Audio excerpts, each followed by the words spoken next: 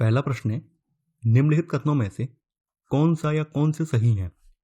Carbohydrate तथा वसा हमारे शरीर को मुख्य रूप से ऊर्जा प्रदान करते हैं। वसा की तुलना में कार्बोहाइड्रेट की समान मात्रा से हमें अधिक ऊर्जा प्राप्त होती है। शरीर को ऊर्जा प्राप्त करने के लिए कार्बोहाइड्रेट और वसा ये दो मुख्य स्रोत हैं। तो यहाँ पर आपका पहला वाला कथन बिल्कुल सही है। देखिए यहाँ पर सेकंड वाला कथन गलत है। वसा की तुलना में कार्बोहाइड्रेट नहीं, बल्कि कार्बोहाइड्रेट की तुलना में वसा की समान मात्रा से हमें अधिक ऊर्जा प्राप्त होती है। तो यहाँ पर आपका केवल पहला वाला कथन सही है। तो आपका सही आंसर होगा यहाँ पर ए वाला, केवल एक।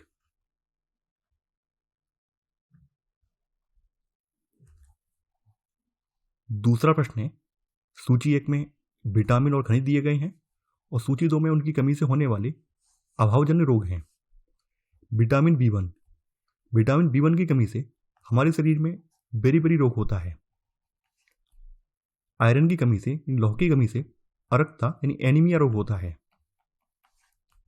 विटामिन डी की कमी से रिकेटस रोग होता है। कैल्शियम की कमी से दंत क्षय, दांतों का गलना या टूटना यह होता है। तो यहां पर आपका सही आंसर होगा 4, 1, 2, 3, यानी आंसर होगा आपका डी वाला। तीसरा प्रश्न है, निम्नलिखित कथनों में से कौन सा या कौन से असत्य हैं? हमारे भोजन में आहारी रेशों की पूर्ति मुख्यतः पादप उत्पादों से होती है।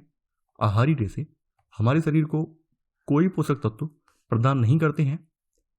पोषक तत्वों के अलावा हमारे शरीर को आहारी रेशों और जल की भी आवश्यकता होती है। हमारे भोजन में आहारी रेशों की पूर्ति मुख्यतः पादप उत्पादों से होती है। इसके मुख्य स्रोत साबुत खाद्यान्न, दाल, आलू, ताजे फल और सब्जियां हैं। तो यहाँ पर आपका पहला वाला कथन सही है। आहारी रेशे हमारे शरीर को कोई पोषक तत्व प्रदान नहीं करते हैं। ये बिना पचे भोजन को बाहर निकालने में हमारी शरीर की सहायता करते हैं। तो यहाँ पर आपका सेकंड वाला भी सही है। अब यहाँ पर पूछा गया है कौन सा असत्य है, ना तो पहला गलत है और ना ही दूसरा। तो आंसर होगा यहाँ पर डी वाला। चौथा प्रश्न है, निम्नलिखित में से कौन एक प्राकृतिक तंतु का उदाहरण नहीं है? ऊन, रेशम, नायलॉन, जूट। पादपों और जंतुओं से प्राप्त होने वाले तंतु को प्राकृतिक तंतु कहते हैं। जैसे रुई है, जूट है, ऊन है, रेशम है, ये सब प्राकृतिक तंतु हैं। जबकि आपका नायलॉन, पॉलिस्टर, एक्रिलिक ये सब संश्लिष्ट तंतु हैं जो पादप और जंतुओं से प्राप्त नहीं होते हैं। तो यहां पर आपका सही आंसर होगा चौथे का सी वाला। पांचवा प्रश्न है, एंजाइम होते हैं सूक्ष्मजीव, प्रोटीन, अकार्बनिक यौगिक, फफूंद। एंजाइम प्रमुख रूप से प्रोटीन होते हैं। ये देखिए, ये एक कार्बनिक पदार्थ है जो कि रासायनिक अवक्रिया की दर को बढ़ा देते हैं। एंजाइम की खोज सर्वप्रथम जर्मन वैज्ञानिक कोहने ने की थी। एंजाइम की खोजकर्ता जो है जर्मन वैज्ञानिक कोहने हैं। तो यहां पर आपका सही आंसर होगा बी वाला। छठवां प्रश्न है, सूची 1 में रोग दिए गए हैं और सूची 2 में उनके कारक हैं। खसरा रोग, देखिए खसरा जो है विषाणुजन्य रोग है। टाइफाइड जो है जीवाणुजन्य रोग है। मलेरिया जो है प्रोटोजोआ जन्य रोग है। और गेहूं का रस्ट कवक जन्य रोग है। तो यहां पर आपका सही आंसर होगा ए वाला, 1, 2, 3, 4।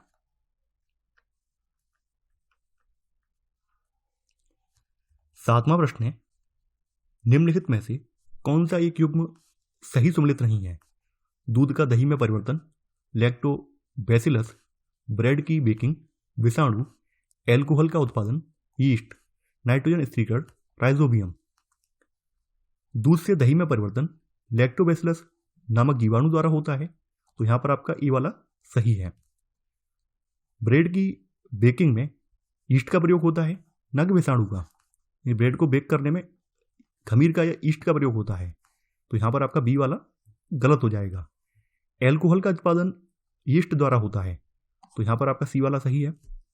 राइजोबियम नाइट्रोजन स्थिरीकरण में सहायक होते हैं। तो यहां पर आपका गलत वाला आंसर है बी वाला। आठवां प्रश्न है, निम्नलिखित में से कौन एक प्रतिजैवक है? Sodium bicarbonate, alcohol, yeast, streptomycin. अनेक सूक्ष्मजीवों में औषधि गुण पाए जाते हैं, इनका उपयोग प्रतिजैविक या एंटीबायोटिक बनाने में किया जाता है। आजकल जीवाणु और कवक से अनेक एंटीबायोटिक यानी प्रतिजैविक औषधियाँ बनाई जा रही हैं, जैसे स्ट्रेप्टोमाइसिन, टेट्रासाइक्लिन और एरिथ्रोमाइसिन। ये सब प्रतिजैविक या एंटीबायोटिक के उदाहरण हैं। तो यहाँ पर आपका सही आंसर होगा 8वें का डी वाला। 9वां प्रश्न है, निम्नलिखित में से कौन सा विटामिन शरीर में सबसे अधिक तीव्रता से बनता है? Vitamin A, vitamin B, vitamin C, vitamin D. Vitamin D का संश्लेषण सूर्य के प्रकाश में उपस्थित पराबैंगनी किरणों द्वारा त्वचा के कोलेस्ट्रॉल द्वारा होता है। यह शरीर में सर्वाधिक तीव्रता से बनता है। देखिए, विटामिन डी का रासायनिक नाम कैल्सीफेरॉल है। तो यहां पर आपका सही आंसर होगा डी वाला। 10वां प्रश्न है, रक्त में प्रतिस्कंदक पदार्थ कौन सा है? Globin, fibrinogen, heparin, lymphocyte.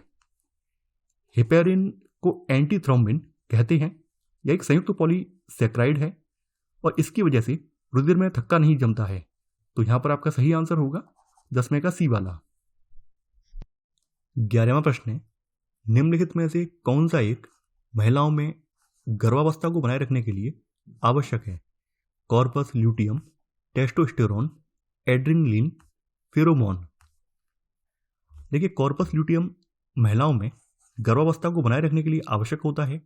यह प्रोजेस्टेरोन नामक हार्मोन को स्रावित करता है। तो यहां पर आपका सही आंसर है ए वाला। 12वां प्रश्न है, निम्नलिखित में से कौन सा एक युग्म सही सुमेलित नहीं है? रक्तदाब का नियंत्रण, पीयूष ग्रंथि, मानव त्वचा को रंग देने वाला वर्धक, मेलानिन, मिश्रित ग्रंथि, अग्नाशय, हार्मोन के रूप में कार्य करने वाला प्रोटीन, ऑक्सीटोसिन।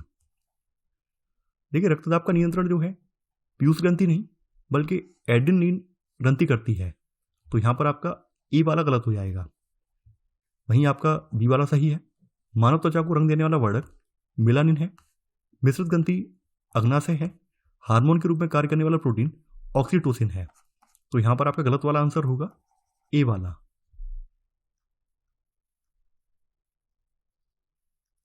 13वां प्रश्न है, निम्नलिखित में से बेमेल युग्म या युग्मों का चयन करें। विटामिन, कमी से उत्पन्न रोग, कैल्सीफेरॉल, सूखा रोग, फॉलिक अम्ल, कीलोसिस, बायोटिन, बालों का झड़ना, टोकोफेरॉल, चर्म रोग। देखिए, विटामिन डी को कैल्सीफेरॉल कहा जाता है और इसकी कमी से जो है सूखा रोग होता है। फॉलिक अम्ल, विटामिन B9 को फॉलिक अम्ल कहा जाता है। इसकी कमी से जो है रक्त की अल्पता होती है। रक्त की अल्पता जो है विटामिन B9 या फॉलिक अम्ल की कमी से होती है। तो यहाँ पर आपका सेकंड वाला गलत है। बायोटिन को जो है विटामिन B7 बोला जाता है। इसकी कमी से बालों का झड़ना स्टार्ट हो जाता है। टोकोफेरॉल, विटामिन ई को टोकोफेरॉल बोला जाता है और इसकी कमी से जो है प्रजनन क्षमता कम होती है, जनन क्षमता कम हो जाती है। तो यहाँ पर आपका चौथा वाला गलत है और दूसरा वाला गलत है। तो यहाँ पर आपका सही आंसर होगा 13 का डी, 2 और 4।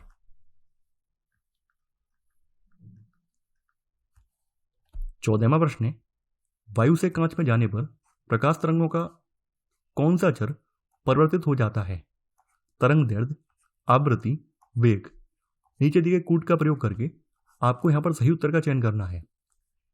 जब प्रकाश की किरणें एक माध्यम से दूसरे माध्यम में प्रवेश करती हैं तो प्रकाश का वेग और तरंग दैर्ध्य बदल जाते हैं, लेकिन आवृत्ति नहीं बदलती है। तो यहां पर आपका सही आंसर होगा 14 का डी वाला, यानी कि 1 और 3। 15वां प्रश्न है, निम्न में से कौन सा हार्मोन बीज रहित फलों का उत्पादन करता है? एथिलीन, जिब्रेलिन्स, साइटोकाइनिन, एब्सिसिक अम्ल। जिब्रेलिन्स एक जटिल कार्बनिक यौगिक है। इसका मुख्य उदाहरण जिब्रेलिक एसिड है। जिब्रेलिन्स हार्मोन का प्रयोग करके बीज रहित फलों का उत्पादन किया जाता है।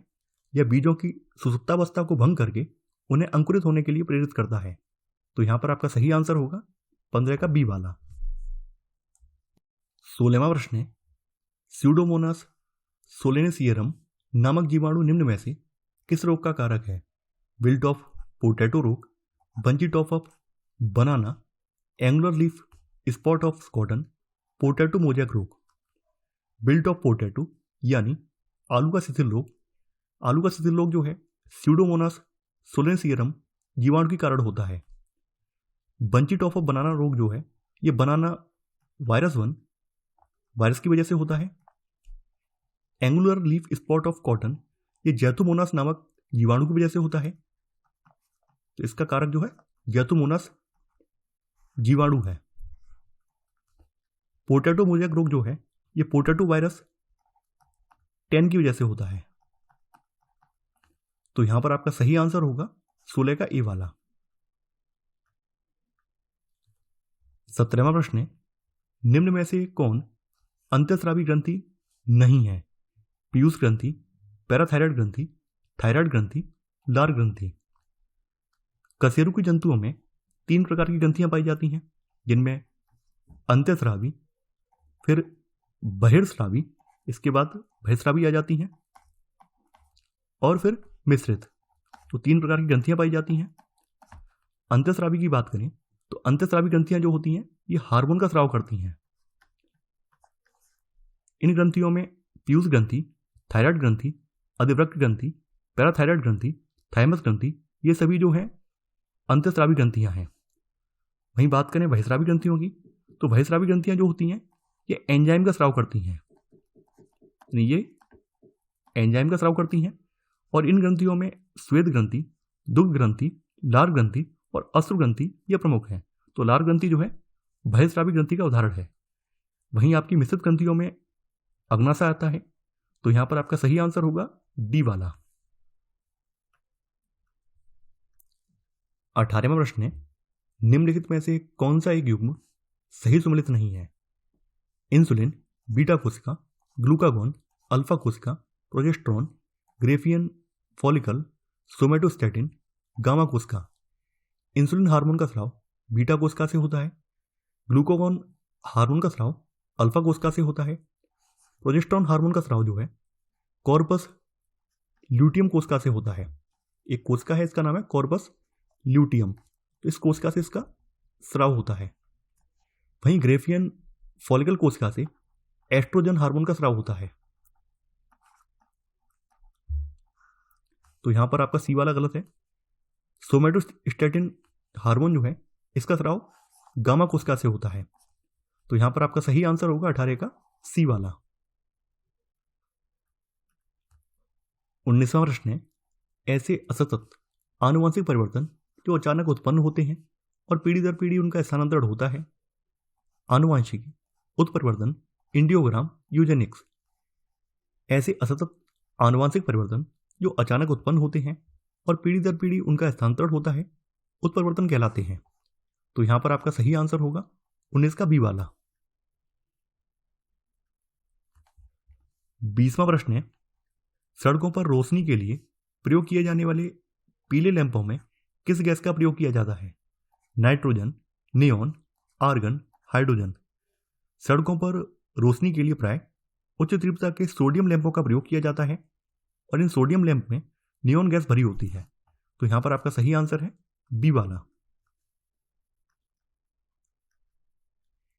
21वां प्रश्न है, निम्नलिखित कथनों में से कौन सा या कौन से सही है? परमाणु घड़ी सीजीएम संक्रमण पर आधारित होती है। अवतल लेंस से प्रतिबिंब वास्तविक, सीधा और वस्तु से छोटा बनता है।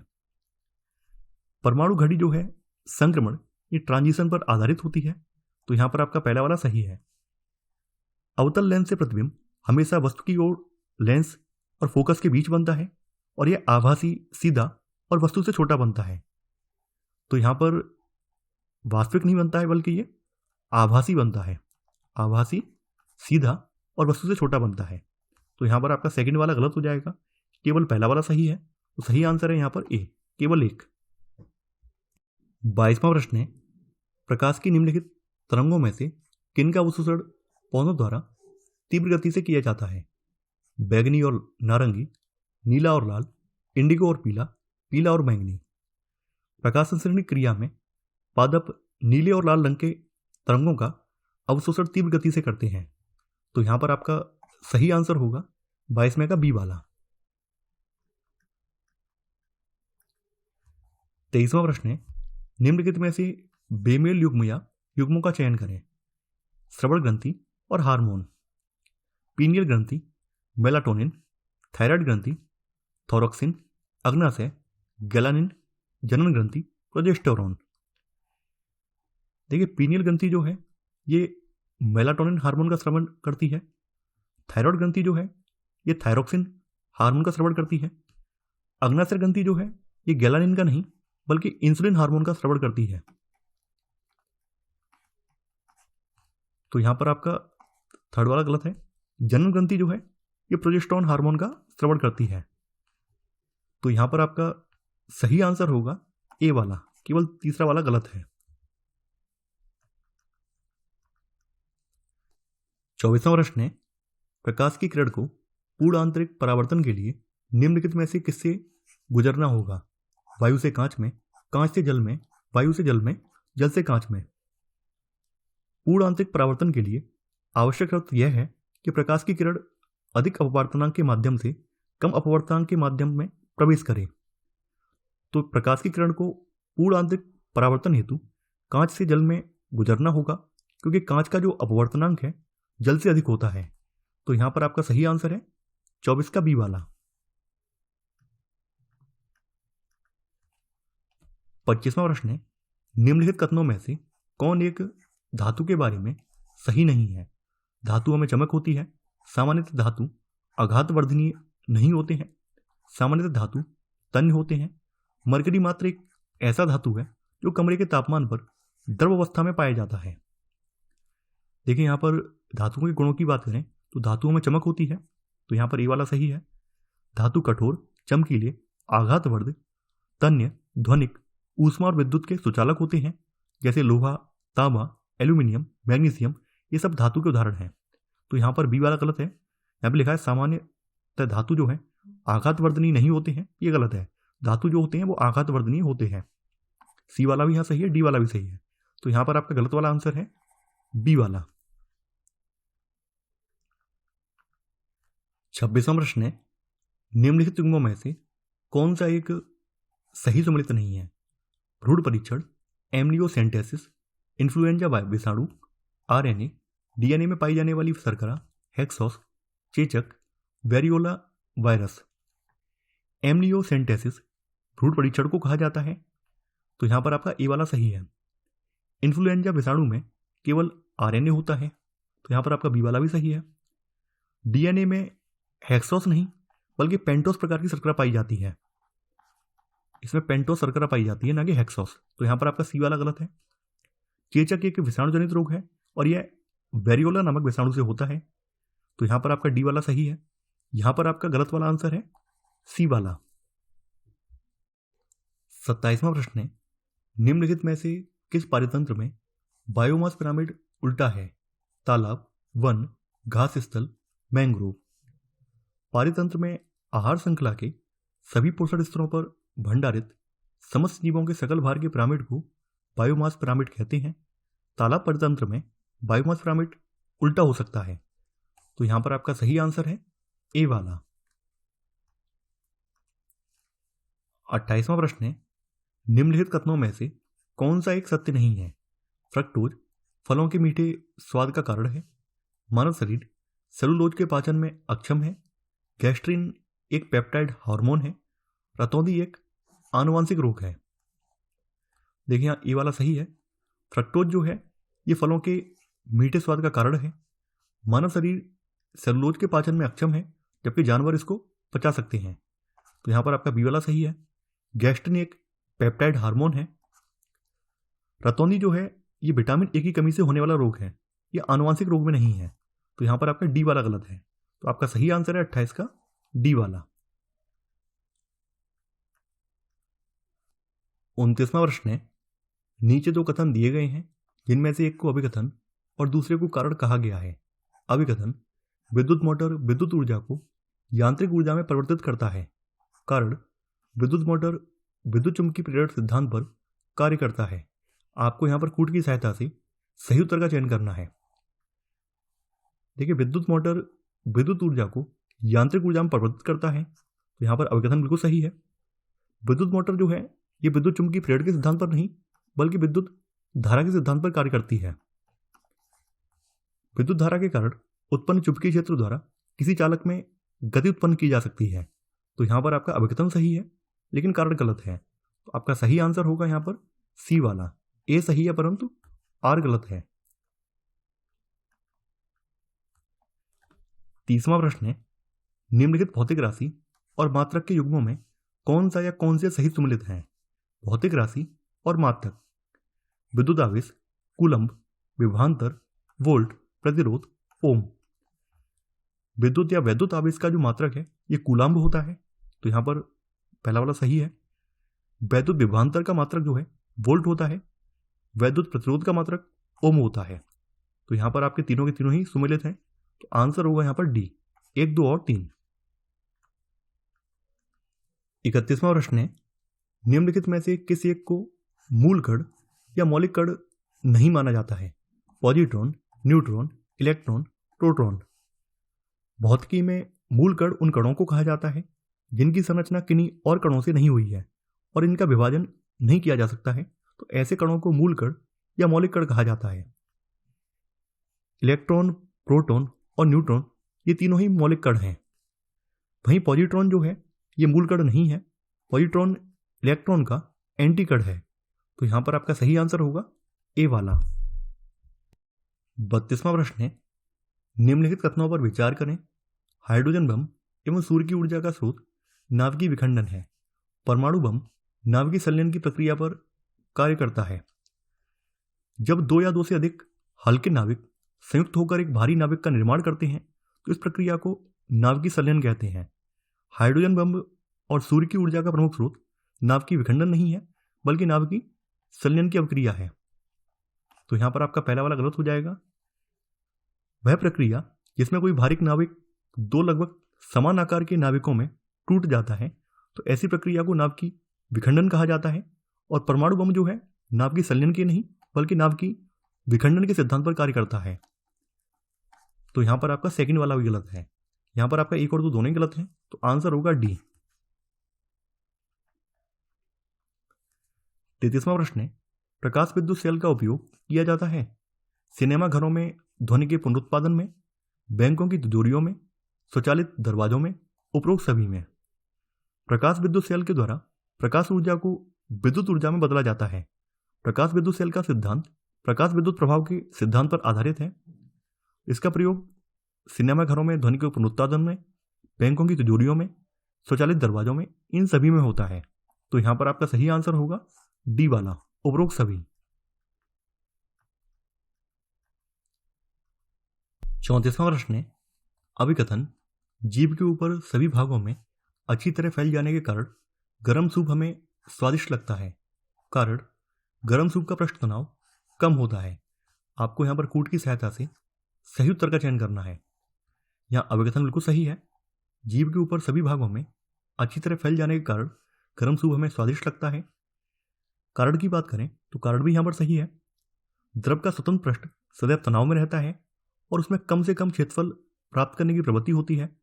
द्रव में पृष्ठ का यह तनाव पृष्ठ तनाव कहलाता है और गर्म सूप का पृष्ठ तनाव कम होता है। तो यहां पर आपका अभिकथन और कारण दोनों ही सही है और कारण जो है अभिकथन की सही व्याख्या भी कर रहा है। तो आंसर होगा यहां पर ए वाला।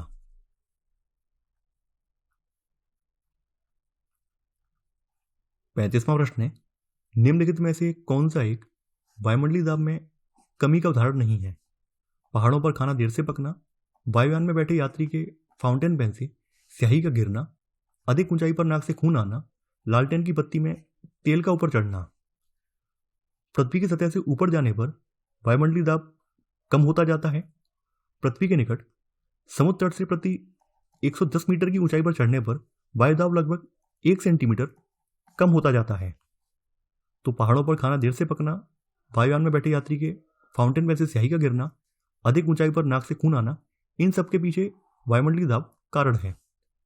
वहीं लालटेन की बत्ती में तेल का ऊपर चढ़ना, ये जो है केसकत्व सिद्धांत से संबंधित है, यानी इसका संबंध केसकत्व सिद्धांत से है।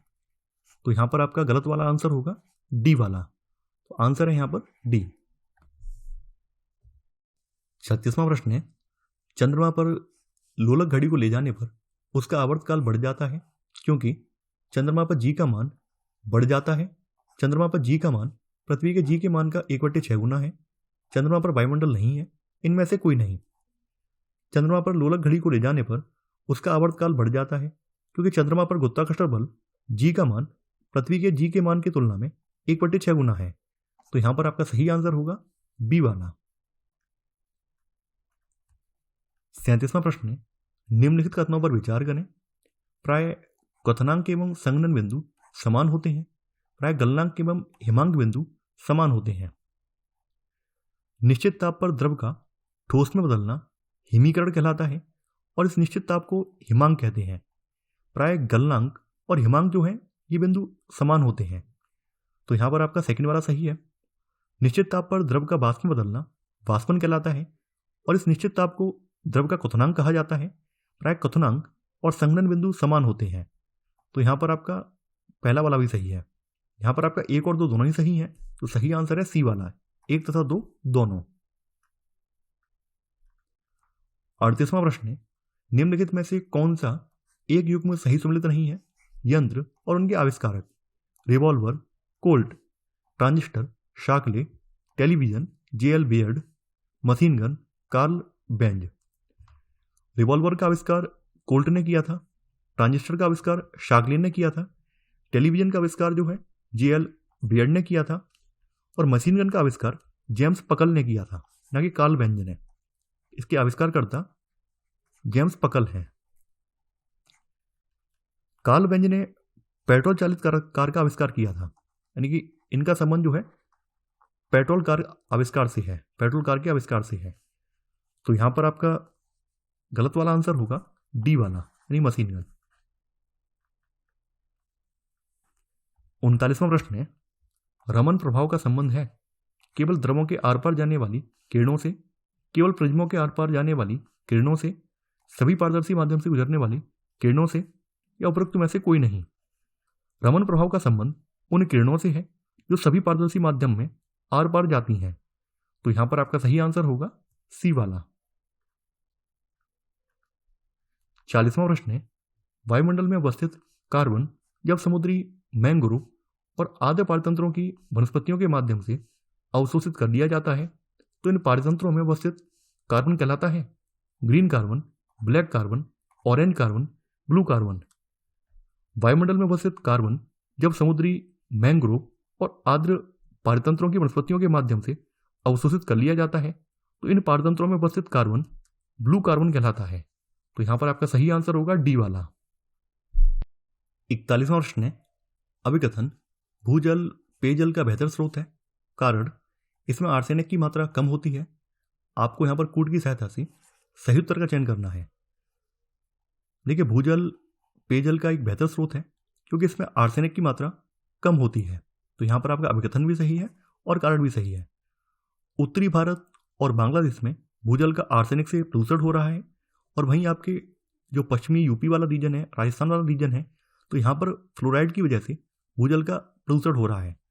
तो यहाँ पर आपका सही आंसर होगा 41 का ए वाला। ए और आर दोनों सही हैं और आर ए की सही व्याख्या करता है। 42वां प्रश्न है, निम्नलिखित में से कौन एक विषाणुओं में सजीवों का लक्षण नहीं है? आरएनए की उपस्थिति, डीएनए की उपस्थिति, गुणन, जीव द्रव्य का अभाव।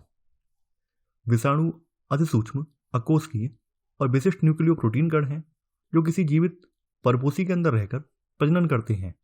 ये सजीव और निर्जीव के मध्य की कड़ी होते हैं। विषाणुओं में सजीवों के लक्षण की बात करें तो इनके अंदर आनुवांशिक पदार्थ की उपस्थिति होती है, यानी आरएनए और डीएनए की उपस्थिति होती है और गुणन का गुण पाया जाता है। तो ये तीनों तो विषाणुओं में सजीवों के लक्षण हैं।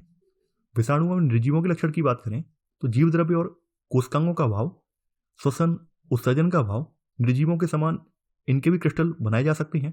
तो ये सभी जो है विषाणुओं में निर्जीवों के लक्षण हैं, न कि सजीवों के। तो यहाँ पर डी वाला जो लक्षण है वो सजीवों का लक्षण नहीं है बल्कि विषाणुओं में निर्जीवों का लक्षण है। तो यहाँ पर आपका सही आंसर होगा डी वाला। 43वां प्रश्न है, जीव द्रव्य में सर्वाधिक मात्रा में कौन सा तत्व पाया जाता है? Oxygen, carbon, hydrogen, nitrogen. कोशिका के अंदर के संपूर्ण पदार्थ को जीव द्रव्य कहते हैं। और इसे जीवन का भौतिक आधार भी कहा जाता है। जीव द्रव्य एक जटिल मिश्रण है। इसमें ऑक्सीजन का अनुपात 62% होता है, कार्बन का अनुपात 20% होता है, हाइड्रोजन का अनुपात इसमें 10% होता है और नाइट्रोजन का अनुपात इसमें 8% होता है। तो सर्वाधिक जो अनुपात है वो ऑक्सीजन का है। तो यहाँ पर आपका सही आंसर होगा 43 का ए वाला। 44वां प्रश्न है, सूची 1 में पदार्थ दिए गए हैं और सूची 2 में प्रोटीन। रुधिर, देखिए रुधिर में ग्लोबिन प्रोटीन पाया जाता है। दाल में प्रोलैमिन्स प्रोटीन पाया जाता है। माइटोकॉन्ड्रिया, इसमें साइटोक्रोम पाया जाता है। और अंडा में ग्लोब्यूलिन पाया जाता है। तो यहां पर आपका सही युग्म होगा ए का तीसरा, बी का दूसरा, सी का चौथा और डी का पहला। तो आंसर है सी वाला। 45वां प्रश्न है, निम्नलिखित युग्मों में से कौन सा सही सम्मिलित है? क्लोरेम्फेनिकल प्रतिजैविक औषधि, बेनाड्रिल प्रतिहिस्टामिन, एस्पार्टम कृत्रिम मधुरक। क्लोरेम्फेनिकल जो है ये प्रतिजैविक औषधि है, बेनाड्रिल जो है प्रतिहिस्टामिन है, एस्पार्टम कृत्रिम मधुरक है। तो यहाँ पर आपके तीनों ही सही सम्मिलित हैं। आपका आंसर होगा यहाँ पर डी वाला, सभी सही सम्मिलित हैं। 46वां प्रश्न है, प्रकाश द्वारा निर्वात में 1 वर्ष में चली गई दूरी मीटर में होती है 1.495 गुणा 10⁻11 मीटर, 3.08 गुणा 10⁻16 मीटर, 3.0 गुणा 10⁻8 मीटर, 9.46 गुणा 10⁻15 मीटर। प्रकाश द्वारा निर्वात में 1 वर्ष में चली गई दूरी को प्रकाश वर्ष कहते हैं और यह 9.46 गुणा 10⁻15 मीटर के बराबर होती है। तो यहां पर आपका सही आंसर है डी वाला। 47वां प्रश्न है, निम्नलिखित कथनों पर विचार करें। यह तत्व सामान्य ताप पर द्रव के रूप में पाया जाता है। इस तत्व के यौगिकों का उपयोग पीड़ाहारी के रूप में किया जाता है। उपरोक्त कथनों का संबंध किस एक तत्व से है? Fluorine, bromine, astatine, chlorine. देखिए यहां पर ब्रोमीन की बात हो रही है। ब्रोमीन सामान्य ताप पर द्रव के रूप में पाया जाता है। ब्रोमीन तत्व के यौगिकों का उपयोग पीड़ाहारी के रूप में किया जाता है। ब्रोमीन जो है गहरा लाल भूरा रंग धारित तीक्ष्ण गंध वाला वाष्पशील द्रव है। यह आवर्त सारणी के समूह 17 का सदस्य है। इसे हैलोजन वर्ग के नाम से भी जाना जाता है। तो यहां पर आपका सही आंसर है बी वाला। 48वां प्रश्न है, निम्नलिखित अम्लों में से कौन सा एक ऑक्सी अम्ल नहीं है? सल्फ्यूरिक अम्ल, फॉस्फोरिक अम्ल, हाइड्रोक्लोरिक अम्ल, नाइट्रस अम्ल। जिन अम्लों में हाइड्रोजन और ऑक्सीजन दोनों उपस्थित रहते हैं उन्हें ऑक्सी अम्ल कहते हैं। सल्फ्यूरिक अम्ल, फॉस्फोरिक अम्ल, नाइट्रिक अम्ल और नाइट्रस अम्ल ये सभी ऑक्सी अम्ल के उदाहरण हैं। हाइड्रोक्लोरिक अम्ल जो है ये ऑक्सी अम्ल नहीं है। तो यहां पर आपका गलत वाला आंसर होगा सी वाला। 49वां प्रश्न है, परम शून्य ताप होता है -273 degree Celsius, 370 degree Celsius, 213 degree Celsius, 275 degree Celsius.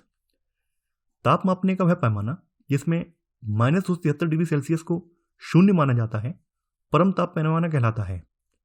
तो -273 डिग्री सेल्सियस जो है परम शून्य ताप है। तो यहां पर आपका सही आंसर है ए वाला। 50वां प्रश्न है, निम्नलिखित तत्वों तथा उनके अयस्कों के संबंध में कौन सा एक युग्म सही सम्मिलित नहीं है?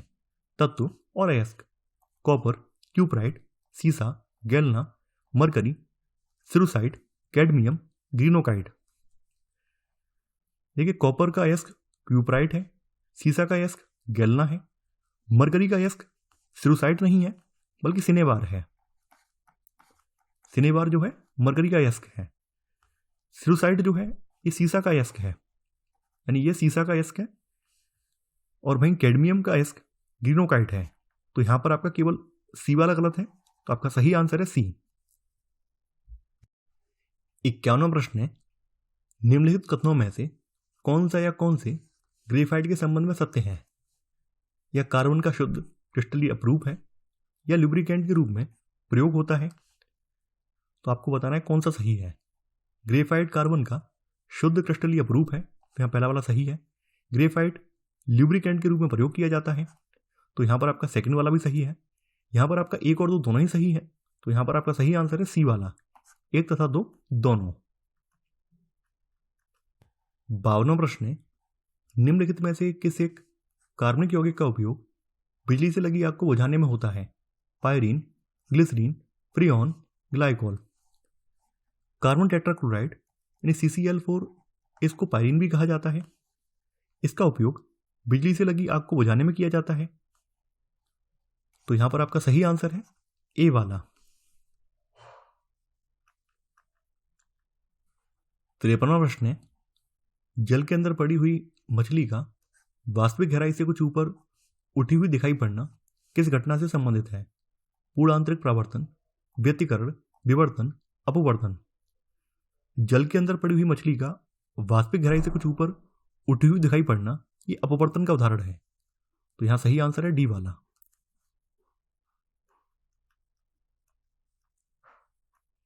54वां प्रश्न है, अभिकथन ट्यूबलाइट में विद्युत प्रवाह होने पर इसके दोनों सिरों पोल्स के मध्य इलेक्ट्रॉन तीव्र गति से गमन करते हैं।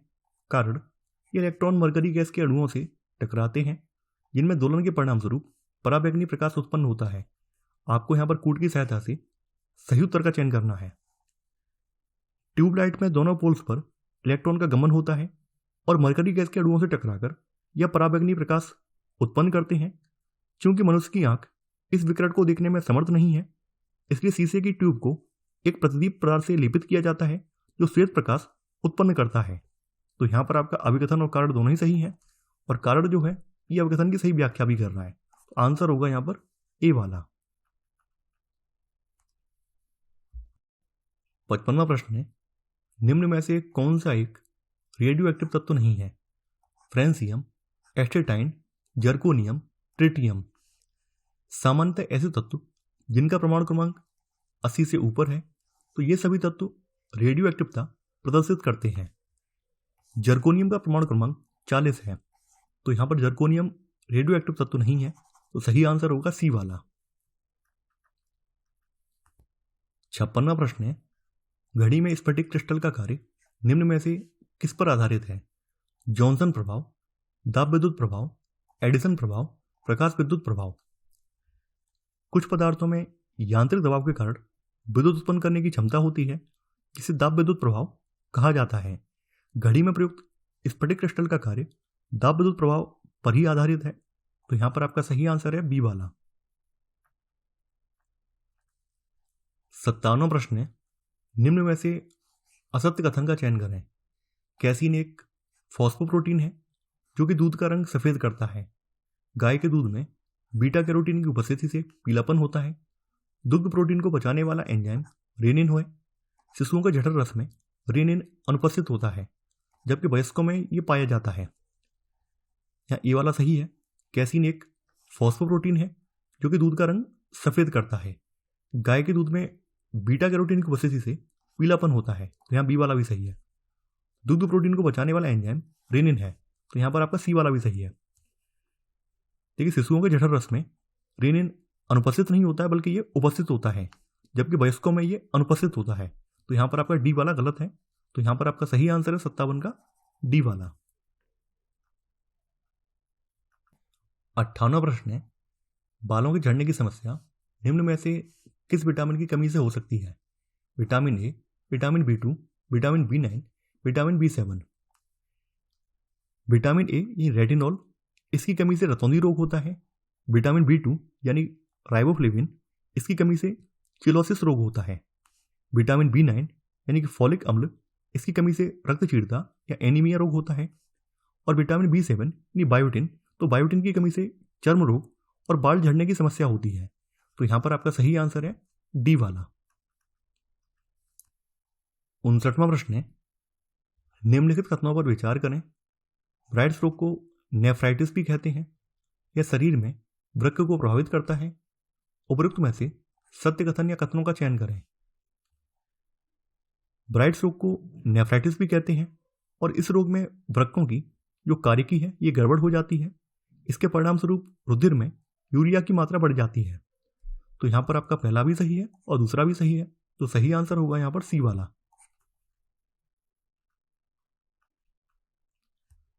60वां प्रश्न है, निम्नलिखित कथनों पर विचार करें। भौतिक परिवर्तन एक स्थायी परिवर्तन है जिसमें कोई नया पदार्थ नहीं बनता है। रासायनिक परिवर्तन प्राय अनुत्क्रमणीय होता है और परिवर्तन में अत्यधिक मात्रा में ऊष्मा अवशोषित होती है। यहाँ पर आपको असत्य कथन या कथनों का चयन करना है। भौतिक परिवर्तन एक स्थायी नहीं बल्कि अस्थायी परिवर्तन है जिसमें कोई नया पदार्थ नहीं बनता है। तो यहाँ पर आपका पहला वाला गलत है। रासायनिक परिवर्तन प्राय अनुत्क्रमणीय होता है और परिवर्तन में अत्यधिक मात्रा में ऊष्मा अवशोषित होती है। तो यहाँ पर आपका सेकंड वाला सही है। तो यहाँ पर आपका कौन सा असत्य है? केवल पहला वाला असत्य है। तो आंसर है 60 का ए, केवल एक। 61वां प्रश्न है, निम्नलिखित युग्मों पर विचार करें। व्यापारिक नाम और रासायनिक नाम। Urea, carbamide, phenol, hydroxybenzene, chloroform, trichloromethane. उपरोक्त युग्मों में से कौन सा या कौन से सही सम्मिलित हैं, ये आपको बताना है। यूरिया, देखिए यूरिया का रासायनिक नाम कार्बामाइड है। इसका रासायनिक सूत्र जो है CH4N2O है। तो आपका पहला वाला युग्म सही सम्मिलित है। फिनॉल का रासायनिक नाम हाइड्रोक्सीबेंजीन है। इसका रासायनिक सूत्र C6H5OH है। क्लोरोफॉर्म का रासायनिक नाम ट्राइक्लोरोमीथेन है। इसका रासायनिक सूत्र CHCl3 है। तो आपका तीसरा वाला भी सही है।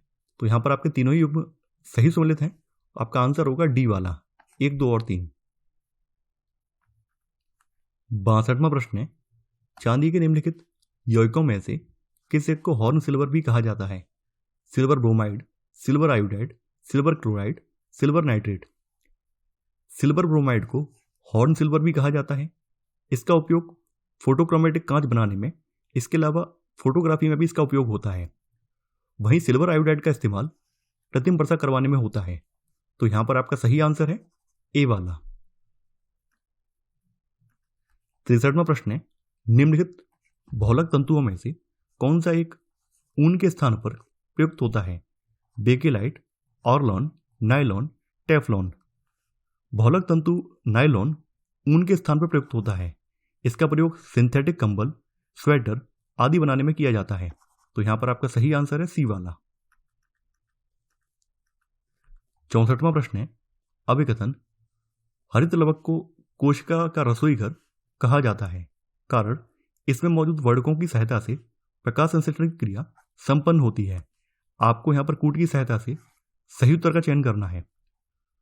हरित लवक को कोशिका का रसोई घर कहा जाता है क्योंकि इसमें मौजूद वर्णकों की सहायता से प्रकाश संश्लेषण की क्रिया संपन्न होती है। तो यहां पर आपका अभिकथन भी सही है और कारण भी सही है। हरित लवक में पर्णहरित के अलावा कैरोटीन और जेंथोफिल नामक वर्णक भी पाया जाता है। देखिए यहाँ अभिकथन कारण दोनों ही सही है और कारण जो है वो अभिकथन की सही व्याख्या भी कर रहा है। तो यहां पर आपका सही आंसर होगा ए वाला। 65वां प्रश्न है, विभ्रमी पदार्थ लिसर्जिक एसिड डायथाइलेमाइड, जिसे LSD के नाम से जाना जाता है, प्राप्त होता है लाइकेन से, कवक से, बैक्टीरिया से, एक वृक्ष के तने से। LSD जो है एक कवक से प्राप्त होता है और कवक का नाम है क्लेविसेट्स पुरपरिया। तो क्लेविसेट्स पुरपरिया नामक कवक से यह पदार्थ प्राप्त होता है और यह पदार्थ जो है मनुष्य के व्यवहार, मनोदशा और इंद्रियों के नियमन में सहायता करने वाले मस्तिष्क के रसायन सीरोटोनिन, तो सीरोटोनिन की जो क्रियाविधि है उसको यह पदार्थ प्रभावित करता है। तो यहां पर आपका सही आंसर होगा बी वाला। 66वां प्रश्न है, निम्नलिखित कथनों पर विचार करें। धान का खैरा रोग जिंक की कमी से होता है। नींबू का डाइबैक रोग कॉपर की कमी से होता है। मटर का मार्स रोग मैग्नीज की कमी से होता है। आम का लिटिल लीफ रोग कैल्शियम की कमी से होता है। उपरोक्त में से सत्य कथन है। देखिए धान का खैरा रोग जिंक की कमी से होता है, तो यहाँ पहला वाला सही है। नींबू का डाइबैक रोग कॉपर की कमी से होता है, ये भी सही है। मटर का मार्स रोग मैग्नीज की कमी से होता है, ये भी सही है। आम का लिटिल लीफ रोग कैल्शियम की कमी से नहीं बल्कि ये जस्ते की कमी से होता है। तो यहाँ पर आपका चौथा वाला गलत है। 1 2 3 सही है, तो सही आंसर होगा यहाँ पर सी वाला, यानी 1 2 और 3।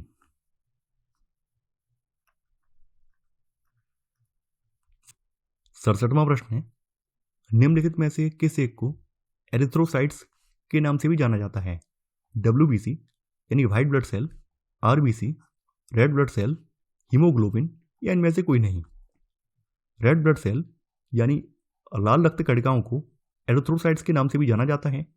एरिथ्रोसाइट्स सिर्फ कशेरुकियों के रुधिर में होते हैं। रेड ब्लड सेल्स का लाल रंग हीमोग्लोबिन नामक प्रोटीन की वजह से होता है। तो यहां पर आपका सही आंसर है बी वाला। 68वां प्रश्न है, निम्नलिखित में से नीलगाय का वैज्ञानिक नाम है? गजेला बेनेट्टी, इक्कस हेमियोनस, वोसेलाफस, ट्रैगोकेमिलस, उपरोक्त में से कोई नहीं। गजेला बेनेट्टी जो है ये चिंकारा का वैज्ञानिक नाम है। इक्कस हेमियोनस एशियाई जंगली गधा का वैज्ञानिक नाम है, यानी ये जंगली गधा है। वोसेलाफस ट्रैगोकेमिलस ये नीलगाय का वैज्ञानिक नाम है। तो यहां पर आपका सही आंसर होगा सी वाला। 69वां प्रश्न है, सूची एक को आपको सूची 2 से सम्मिलित करना है। सेब, देखिए सेब में जो है मैलिक एसिड पाया जाता है। शीतल पेय एवं सोडा वाटर, तो शीतल पेय और सोडा वाटर में कार्बनिक अम्ल पाया जाता है। सिरका, सिरका में जो है एसिटिक एसिड होता है। खट्टा दूध, तो खट्टा दूध में लैक्टिक अम्ल पाया जाता है। तो यहां पर आपका सही होगा 4 1 2 3, ये आंसर है आपका बी वाला 4 1 2 3।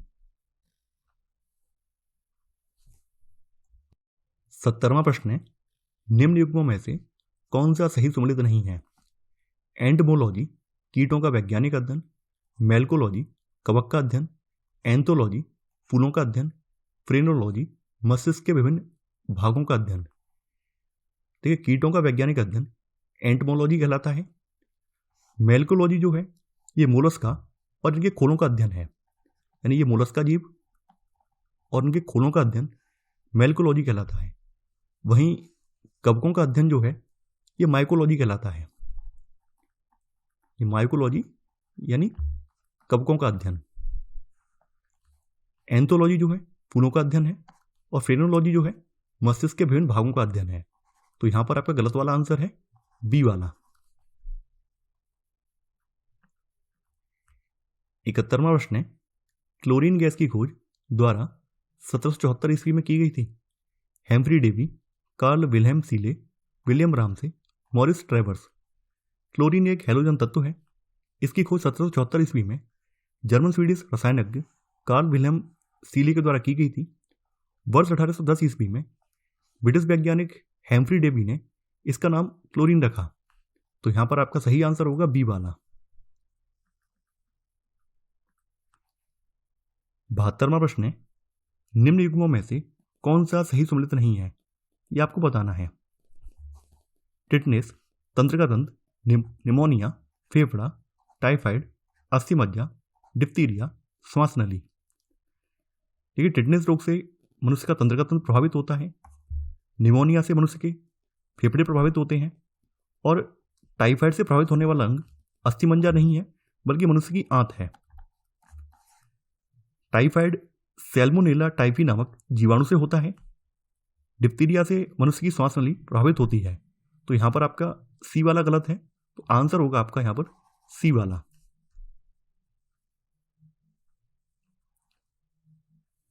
73वां प्रश्न है, सूची 1 में प्रदूषक दिए हुए हैं और सूची 2 में प्रभावित करता है। एस्बेस्टस धूल, देखिए एस्बेस्टस की जो धूल है ये मनुष्य के फेफड़ों को प्रभावित करती है। सीसा, सीसा जो है उदर को लीवर को प्रभावित करता है। पारा, पारा जो है ये रक्तधारा को प्रभावित करता है। कार्बन मोनोऑक्साइड जो है मस्तिष्क को प्रभावित करती है। तो यहां पर आपका सही आंसर होगा 4 3 2 1, यानी आंसर है सी वाला। 74वां प्रश्न है, निम्नलिखित में से कैलामाइन किसका अयस्क है? जिंक, कॉपर, आयरन, पारा। कैलामाइन जिंक का अयस्क है और कैलामाइन का रासायनिक सूत्र Fe2O4Zn है। तो यहां पर आपका सही आंसर है ए वाला। 75वां प्रश्न है, एंथोलॉजी निम्नलिखित में से किस एक का अध्ययन है? फूलों का, घास का, जलीय जीवों का, वन संवर्धन का। एंथोलॉजी जो है फूलों से संबंधित अध्ययन को कहते हैं, वहीं घास का अध्ययन जो है एग्रोस्टोलॉजी कहलाता है, जलीय जीवों का अध्ययन जो है एक्वाकल्चर कहलाता है और वन संवर्धन को सिल्वीकल्चर कहते हैं। तो यहां पर आपका सही आंसर होगा ए वाला। 76वां प्रश्न है, निम्नलिखित युग्मों पर विचार करें। अंतःस्रावी रोग कारण वायरोलिज्म, एंड्रीनेलिन के अधिक स्राव के कारण, ग्वाइटर, थायरोक्सिन हार्मोन की कमी के कारण, टिटेनी, पैराथॉर्मोन के कम मात्रा में स्रावण के कारण। उपरोक्त युग्मों में से कौन सा या कौन से सही सम्मिलित हैं? वायरोलिज्म जो है ये एड्रीनेलिन के अधिक स्राव के कारण होता है, ग्वाइटर जो है थायरोक्सिन हार्मोन की कमी के कारण होता है, टिटेनी जो है पैराथॉर्मोन के कम मात्रा में स्रावण के कारण होता है। तो यहां पर आपके तीनों ही युग्म सही सम्मिलित हैं। आपका आंसर होगा यहां पर डी वाला। 77वां प्रश्न है, निम्नलिखित में से कौन सा या कौन से वास्तविक मछली है? कैटफिश, समुद्री घोड़ा, guitar fish, pipe fish. Catfish, समुद्री घोड़ा, गिटार फिश, पाइप फिश ये सभी वास्तविक मछली हैं। तो यहां पर आपका सही आंसर होगा डी वाला, उपरोक्त सभी। 78वां प्रश्न है, निम्नलिखित युग्मों में से कौन सा या कौन से सही सम्मिलित नहीं है? इरेप्सिन या पॉलीपेप्टाइड को एमिनो अम्ल में बदलता है, पेप्सिन प्रोटीन को पेप्टोन में बदलता है, सुक्रेज सुक्रोज को ग्लूकोज में बदलता है, लाइपेज वसाओं को वसी अम्ल तथा ग्लिसरॉल में बदलता है। देखिए यहां पर जितने भी एंजाइम दिए गए हैं ये सभी पाचन एंजाइम हैं जो कि मनुष्य की छोटी आंत में पाए जाते हैं। इरेप्सिन जो है ये पॉलीपेप्टाइड को एमिनो एसिड में बदलता है, पेप्सिन जो है प्रोटीन को पेप्टोन में बदलता है, सुक्रेज जो है ये सुक्रोज को ग्लूकोज में नहीं बल्कि फ्रक्टोज में बदलता है, यानी ये सुक्रोज को फ्रक्टोज में बदलता है, लाइपेज जो है वसाओं को वसी अम्ल और ग्लिसरॉल में बदलता है। तो यहां पर आपका गलत वाला आंसर होगा सी वाला। 79वां प्रश्न है, इंसुलिन के अतिस्रावण से कौन सा रोग होता है? मधुमेह, hypoglycaemia, liver cirrhosis, appendicitis. Insulin के अतिस्रावण के फलस्वरूप रुधिर में ग्लूकोज की मात्रा कम होने लगती है जिससे हाइपोग्लाइसीमिया नामक रोग हो जाता है, जबकि इंसुलिन के अल्प स्रावण से मधुमेह नामक रोग होता है। तो यहां पर आपका सही आंसर होगा बी वाला, हाइपोग्लासीमिया। 80वां प्रश्न है, अभिकथन आरबीसी इन रेड ब्लड सेल में केंद्रक पाया जाता है, कारण ऊंट के आरबीसी में भी केंद्रक पाया जाता है। नीचे दिए गए कूट की सहायता से आपको यहां पर सही उत्तर का चयन करना है। देखिए लाल रक्त कणिकाएं या आरबीसी रुधिर का 40 से लेकर 45% भाग का निर्माण करती हैं। आरबीसी में केंद्रक नहीं पाया जाता है। देखिए ऊंट के आरबीसी में केंद्रक पाया जाता है ये अपवाद है। ऊंट और लामा ये दो ऐसे जंतु हैं जिनके आरबीसी में केंद्रक पाया जाता है, ये अपवाद माने जाते हैं। आरबीसी की जो जीवन अवधि है 120 दिन की होती है। आरबीसी का निर्माण अस्थिमज्जा में होता है, किंतु भ्रूणीय अवस्था में इसका निर्माण प्लीहा और यकृत में होता है। तो यहां पर आपका कारण सही है लेकिन अवकथन गलत है। तो आपका सही आंसर होगा यहां पर डी वाला, यानी ए गलत है परंतु आर सही है। 81वां प्रश्न है, सूची 1 में रोग दिए गए हैं और सूची 2 में उनके कारक हैं। टेटेनस, देखिए टेटेनस जो है जीवाणुजन्य रोग है। ट्रैकोमा जो है विषाणुजन्य रोग है। पायरिया जो है ये प्रोटोजोआ रोग है, ये प्रोटोजोआ से होने वाला रोग है। एथलीट फुट जो है कवक से होने वाला रोग है। तो यहां पर आपका सही आंसर होगा 2, 1, 4, 3।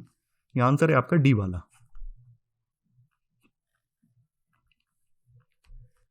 82वां प्रश्न है, निम्नलिखित में से कौन सा या कौन से कथन सत्य हैं?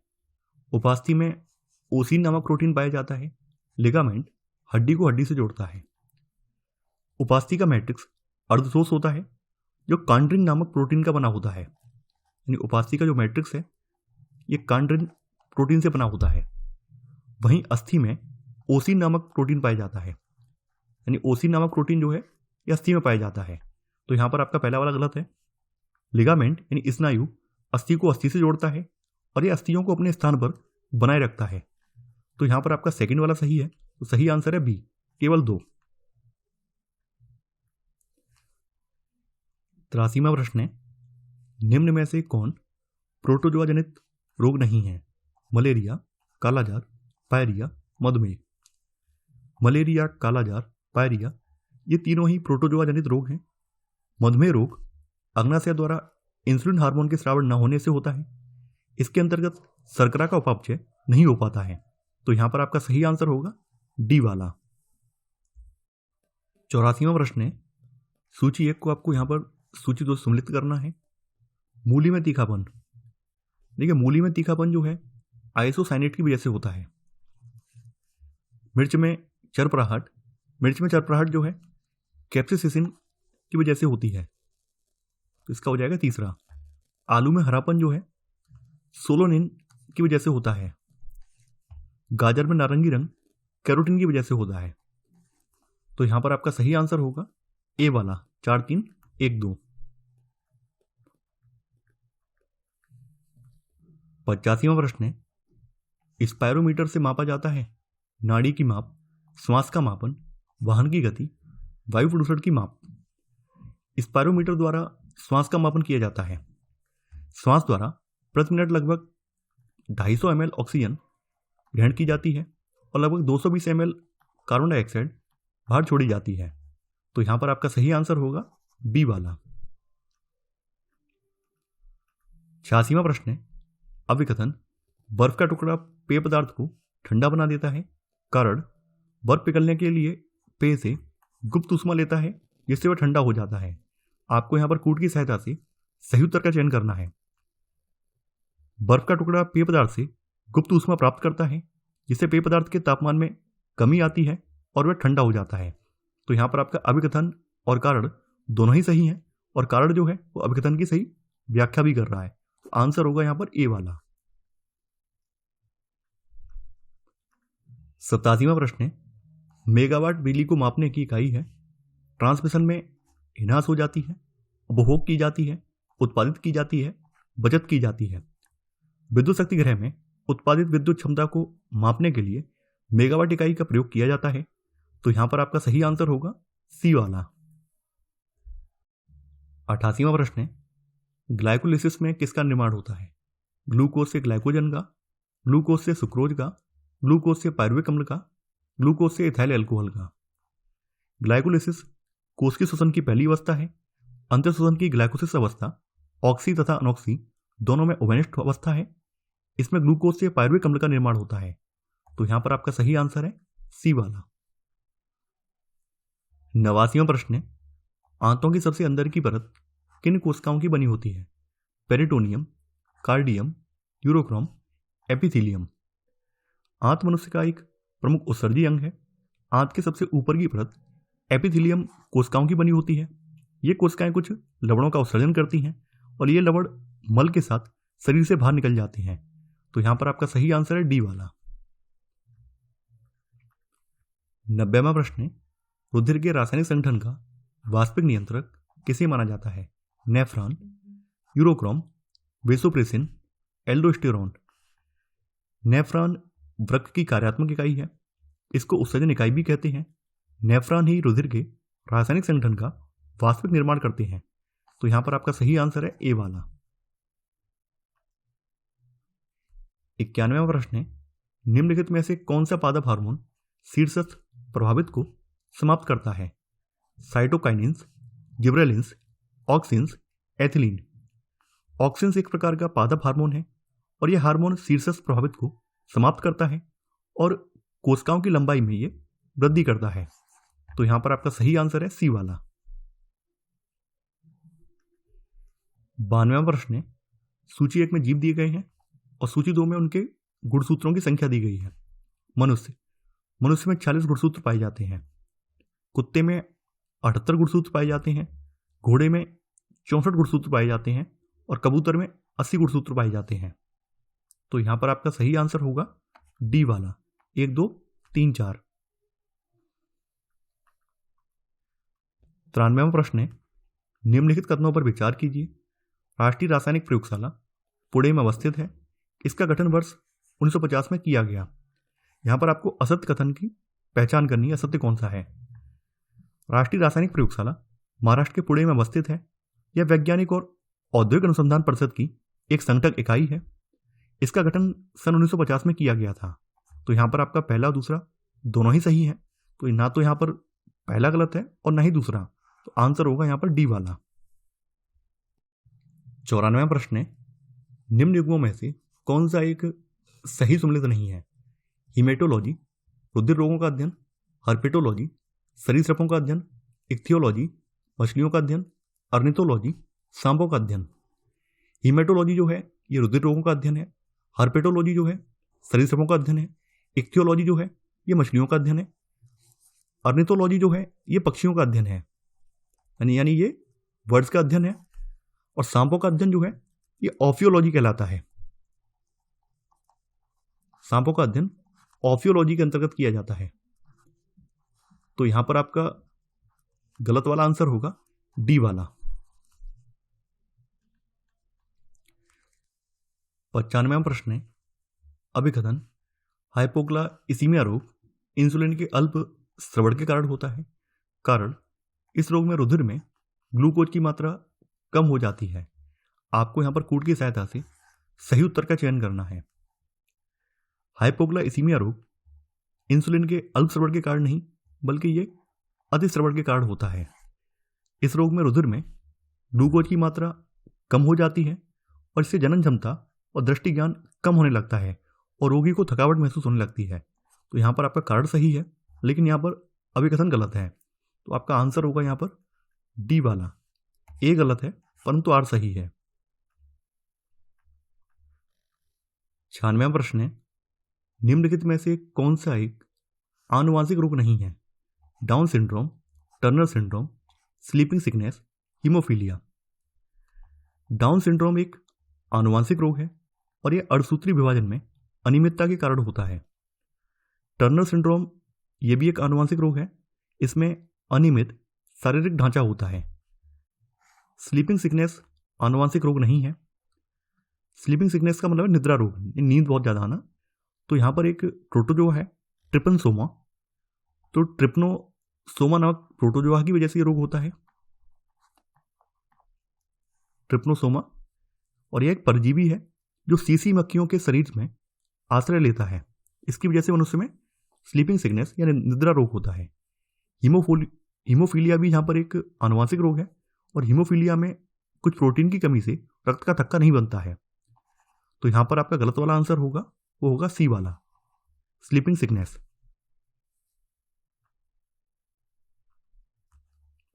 97वां प्रश्न है, निम्नलिखित कथनों पर विचार करें। बहिःस्रावी ग्रंथियों से स्रावित होने वाले स्राव को एंजाइम कहते हैं। अंतःस्रावी ग्रंथियों से स्रावित होने वाले स्राव को हार्मोन कहा जाता है। उपरोक्त में से असत्य कथन है। देखिए, शरीर की ऐसी ग्रंथियां जिनके द्वारा स्रावित स्राव को विभिन्न अंगों तक पहुंचाने के लिए वाहिनियां या नलिकाएं होती हैं, बहिःस्रावी ग्रंथियां कहलाती हैं। और बहिःस्रावी ग्रंथियों से स्रावित होने वाले स्राव को एंजाइम कहा जाता है। तो यहाँ पर आपका पहला वाला सही है। अंतःस्रावी ग्रंथियां नलिका विहीन होती हैं और अंतःस्रावी ग्रंथियों से स्रावित होने वाला स्राव को हार्मोन कहा जाता है। तो यहाँ पर आपका एक और दो दोनों ही सही हैं। तो यहाँ पर आपका आंसर होगा डी वाला, ना तो एक गलत है और ना ही दूसरा। 98वां प्रश्न है, निम्नलिखित में से कौन सा या कौन से वृक्क यानी किडनी के कार्यों के अंतर्गत आता या आते हैं। यह रक्त में हाइड्रोजन आयन सांद्रता का नियंत्रण करता है। यह रक्त में परासड़ी दाब का नियंत्रण करता है। शर्करा, अमीनो अम्ल आदि अधिशेष भाग का निष्कासन करता है। सभी कथन सत्य हैं। देखिए, किडनी रक्त में हाइड्रोजन आयन सांद्रता का नियंत्रण करती है, तो यहाँ पर पहला सही है। किडनी रक्त में परासड़ी दाब का नियंत्रण करती है। किडनी शर्करा, अमीनो अम्ल आदि अधिशेष भाग का निष्कासन करती है मूत्र मार्ग के जरिए। तो यहाँ पर आपके तीनों ही सही हैं। तो आपका सही आंसर होगा यहाँ पर डी वाला, ये सभी कथन सत्य हैं। 99वां प्रश्न है, निम्नलिखित युग्मों में से कौन सा एक सही सुमेलित नहीं है? यूरेनियम 238, परमाणु बम, हाइड्रोक्लोरिक एसिड, संचायक सेल, पोटेशियम क्लोरेट, माचिस, मैग्नीज डाइऑक्साइड, शुष्क सेल। देखिए, यूरेनियम 238 का प्रयोग परमाणु बम बनाने में होता है। हाइड्रोक्लोरिक एसिड संचायक सेल नहीं है। संचायक सेलों के निर्माण में सल्फ्यूरिक अम्ल का इस्तेमाल किया जाता है और सल्फ्यूरिक एसिड का फॉर्मूला H2SO4 है, तो यहां पर आपका बी वाला गलत है। पोटेशियम क्लोरेट का प्रयोग माचिस में होता है। मैग्नीज डाइऑक्साइड का इस्तेमाल शुष्क सेल में होता है, तो यहां पर आपका गलत वाला आंसर है बी वाला। 100वां प्रश्न है, एडिस मच्छर के काटने से होने वाले रोग हैं डेंगू, पीत ज्वर, चिकनगुनिया, मलेरिया। एडिस मच्छर के काटने से डेंगू, पीत ज्वर, चिकनगुनिया और लिम्फेटिक फिलेरियोसिस होता है, जबकि मादा एनोफिलीज के काटने से मलेरिया रोग होता है। तो यहां पर आपका सही आंसर होगा 100 का बी वाला, यानी 1, 2 और 3।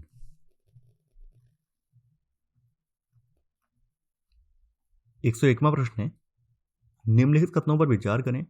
भारतीय वैज्ञानिक सीवी रमन को रमन प्रभाव की खोज के लिए 1930 में भौतिकी का नोबेल पुरस्कार प्रदान किया गया। उनके जन्मदिन को राष्ट्रीय विज्ञान दिवस के रूप में मनाया जाता है। देखिए, पहला वाला सही है। सीवी रमन को रमन इफेक्ट की खोज के लिए 1930 में भौतिकी का नोबेल पुरस्कार प्रदान किया गया। यहां पर आपका सेकंड वाला गलत है। देखिए, रमन प्रभाव के आविष्कार की तिथि 28 फरवरी है। इसी तिथि को हर साल राष्ट्रीय विज्ञान दिवस के रूप में मनाया जाता है। इनका जन्म जो है 7 अक्टूबर 1888 को हुआ था, तो यहां पर आपका गलत है। यानी कि राष्ट्रीय विज्ञान दिवस जो है रमन इफेक्ट की खोज वाले दिन मनाया जाता है, और रमन इफेक्ट की खोज जो है 28 फरवरी को हुई थी, और इसी दिन को राष्ट्रीय विज्ञान दिवस के रूप में मनाया जाने लगा। तो यहां पर आपका केवल पहला वाला सही है, तो सही आंसर होगा यहां पर ए, केवल 1। 102वां प्रश्न है, निम्नलिखित में कौन तत्व समूह पृथ्वी पर जीवन की उत्पत्ति के लिए मूलतः उत्तरदायी था? Carbon, hydrogen, potassium, oxygen, calcium, phosphorus. Carbon, hydrogen, nitrogen, hydrogen, carbon, sodium. पृथ्वी पर जीवन की उत्पत्ति के लिए मूलतः उत्तरदायी तत्व carbon, hydrogen, nitrogen, oxygen, phosphorus और सल्फर हैं। अब देखिए, इस तरह के प्रश्न जो है ये टिपिकल प्रश्न हैं। तो यहां पर आप ये देखिए कि यहां पर आपके ए, बी और डी विकल्प में इनमें से 2 तत्व आ रहे हैं, जबकि सी वाले विकल्प में इनमें से 3 तत्व आ रहे हैं। कार्बन आ रहा है, हाइड्रोजन आ रहा है, नाइट्रोजन आ रहा है। तो आपका सही वाला आंसर होगा यहां पर सी वाला। इस तरह के प्रश्नों में हमें विशेष ध्यान रखना होता है।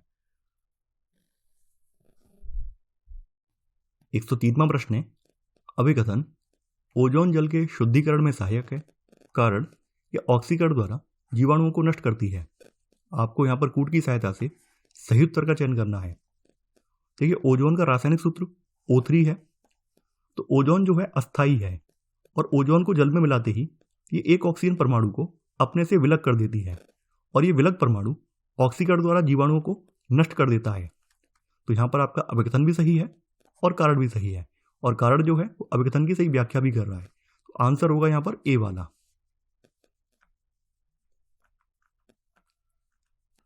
104वां प्रश्न है, स्टार्च को जल अपघटन से ग्लूकोज बनाने वाला एंजाइम है एनहाइड्रेज, इन्वर्टेज, एमाइलेज, डिहाइड्रोजीनेज। देखिए, ये एमाइलेज है। एमाइलेज नामक एंजाइम का स्राव लार ग्रंथियों और अग्नाशय द्वारा किया जाता है, जो कि भोजन में स्टार्च के जल अपघटन से ग्लूकोज निर्मित करता है। तो यहां पर आपका सही आंसर है सी वाला। 105वां प्रश्न है, निम्नलिखित में से किस विटामिन को अर्गो कैल्सीफेरॉल कहते हैं? Vitamin D3, vitamin B12, vitamin B9, vitamin D2। देखिए, विटामिन D2 को अर्गो कैल्सीफेरॉल कहते हैं, जबकि विटामिन D3 को कोले कैल्सीफेरॉल कहते हैं। यानी D3 को कोले कैल्सीफेरॉल और D2 को अर्गो कैल्सीफेरॉल कहते हैं। तो यहां पर आपका सही आंसर होगा डी वाला। 106वां प्रश्न है, सूची 1 में रोक दिया गया है और सूची 2 में कवक दमा। देखिए, दमा रोग जो है एस्परजिलस फ्यूमिगेट्स से होता है। गंजापन गंजापन रोग जो है ये टीनिया कैपिटिस कवक से होता है। खाज खाज रोग जो है ये एकेरस इसके बीज कवक से होता है। दाद रोग जो है ट्राइकोफाइटन लेरुकोसम से कवक से होता है। तो यहां पर आपका सही आंसर होगा 2 4 1 3 यानी ए वाला।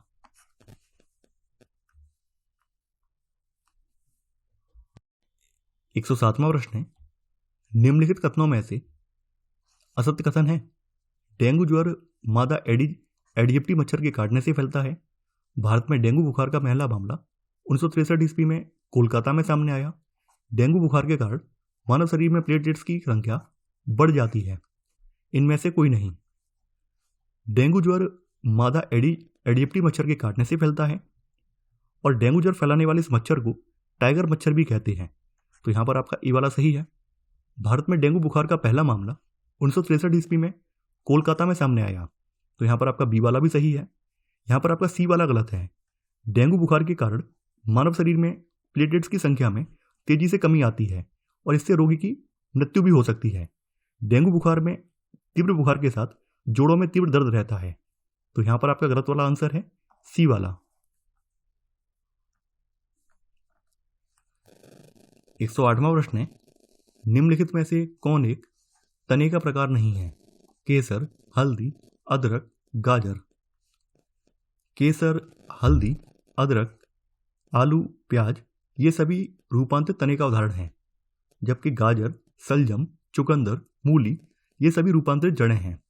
तो यहां पर गाजर एक जड़ है और बाद बाकी सभी तने हैं। तो आपका सही आंसर होगा यहां पर डी वाला। 109वां प्रश्न है, जनक पौधे से समरूप पौधा मिलता है। बीजों से, तना काट से, ए तथा बी दोनों से या इनमें से कोई नहीं। देखिए, तना काट से जनक पौधे के समरूप पौधा मिलता है। अलैंगिक जन्म द्वारा उत्पन्न पौधे अपने जनक पौधों से अकार्यकीय और आनुवंशिक रूप से समरूप होते हैं। तो यहां पर आपका सही आंसर है बी वाला। इन तना काट से उत्पन्न पौधा अलैंगिक जन्म का उदाहरण है। 110वां प्रश्न है, ऊर्जा के वैकल्पिक स्रोतों के संदर्भ में एक व्यवहार्य जैव ईंधन एथेनॉल इनमें से किससे प्राप्त किया जा सकता है। चावल, गन्ना, मक्का, बी और सी दोनों। देखिए, गन्ना और मक्का से एथेनॉल का उत्पादन किया जाता है। एथेनॉल को पेट्रोल में मिश्रित करके ईंधन के रूप में प्रयोग करते हैं। इसको पेट्रोल में मिलाकर प्रयोग करने से पेट्रोल कम प्रदूषक बन जाता है। तो यहां पर आपका सही आंसर होगा डी वाला, बी और सी दोनों।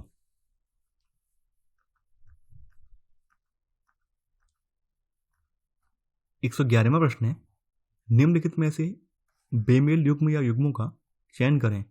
फल, खाने योग्य भाग, काजू, बीजपत्र, नाशपाती, फल भित्ति, लीची, एरिल, गेहूं, भ्रूणपोष। काजू का खाने योग्य भाग बीजपत्र होता है। नाशपाती का खाने योग्य भाग इसकी फल भित्ति नहीं होती है बल्कि पुष्पासन होता है। तो यहां पर आपका सेकंड वाला गलत है। लीची का खाने योग्य भाग एरिल होता है और गेहूं का खाने योग्य भाग भ्रूणपोष होता है। तो यहां पर आपका सेकंड वाला बेमेल है। तो आपका सही आंसर होगा यहां पर ए वाला, केवल 2।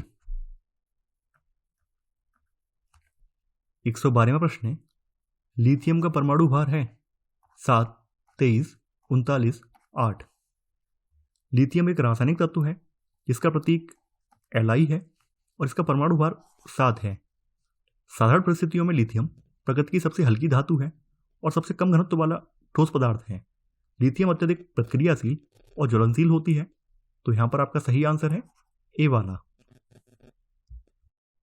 113वां प्रश्न है, अभिकथन साइकिल और कारों में बॉल बेरिंग का प्रयोग होता है कारण पहिया और धुरी के बीच संस्पर्श का प्रभावी क्षेत्र बढ़ जाता है।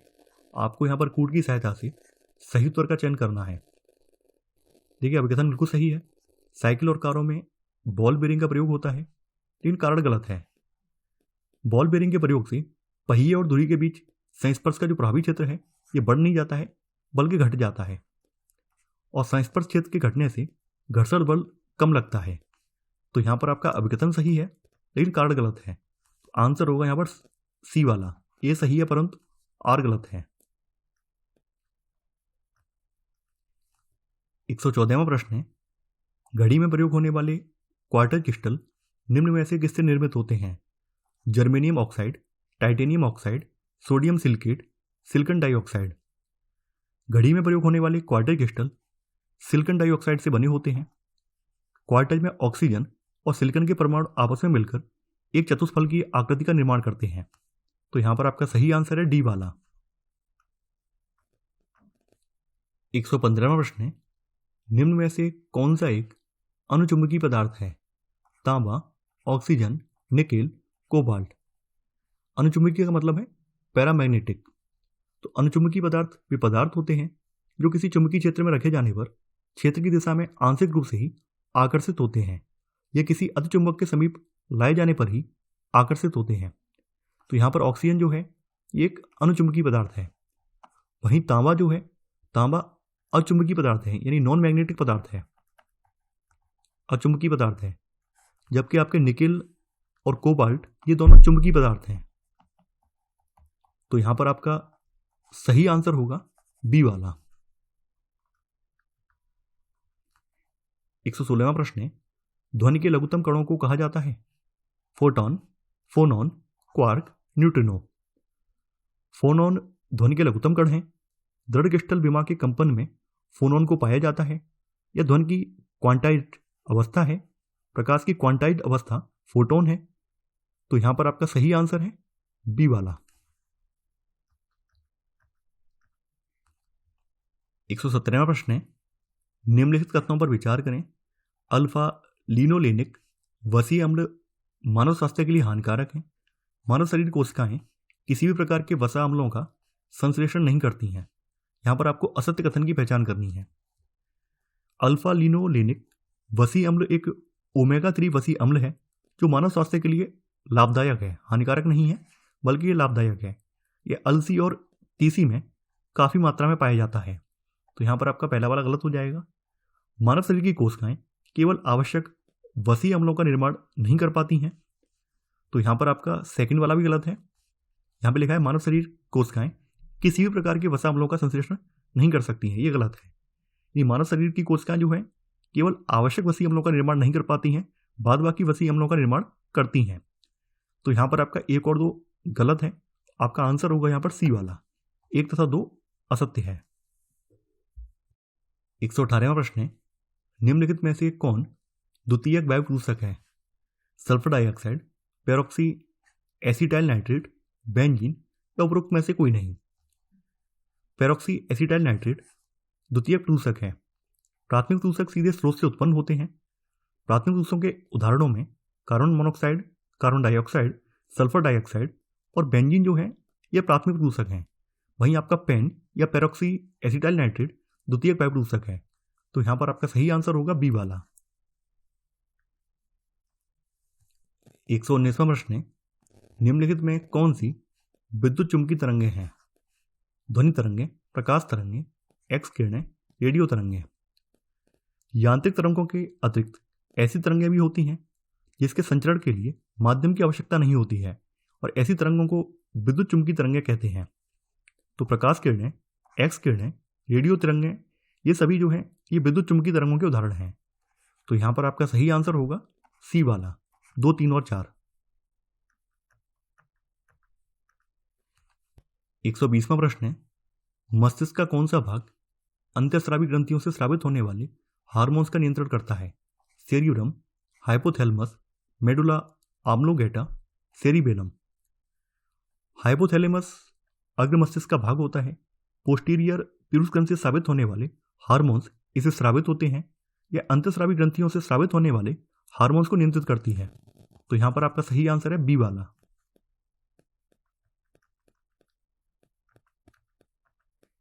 121वां प्रश्न है, निम्नलिखित युग्मों में से कौन सा एक सही सम्मिलित नहीं है?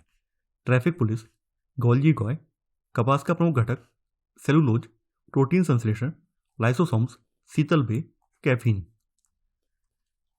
देखिए गोल्जी कॉय को लाइपोकॉन्ट्रिया भी कहते हैं। जंतुओं में गोल्गी गाय विभिन्न प्रकार के हार्मोन स्रावित होते हैं। यह ट्रैफिक पुलिस की तरह कार्य करता है। तो यहाँ पर आपका ई वाला सही है। सेलुलोज कपास का प्रमुख घटक है। तो यहाँ पर आपका बी वाला भी सही है। प्रोटीन संश्लेषण लाइसोसोम्स।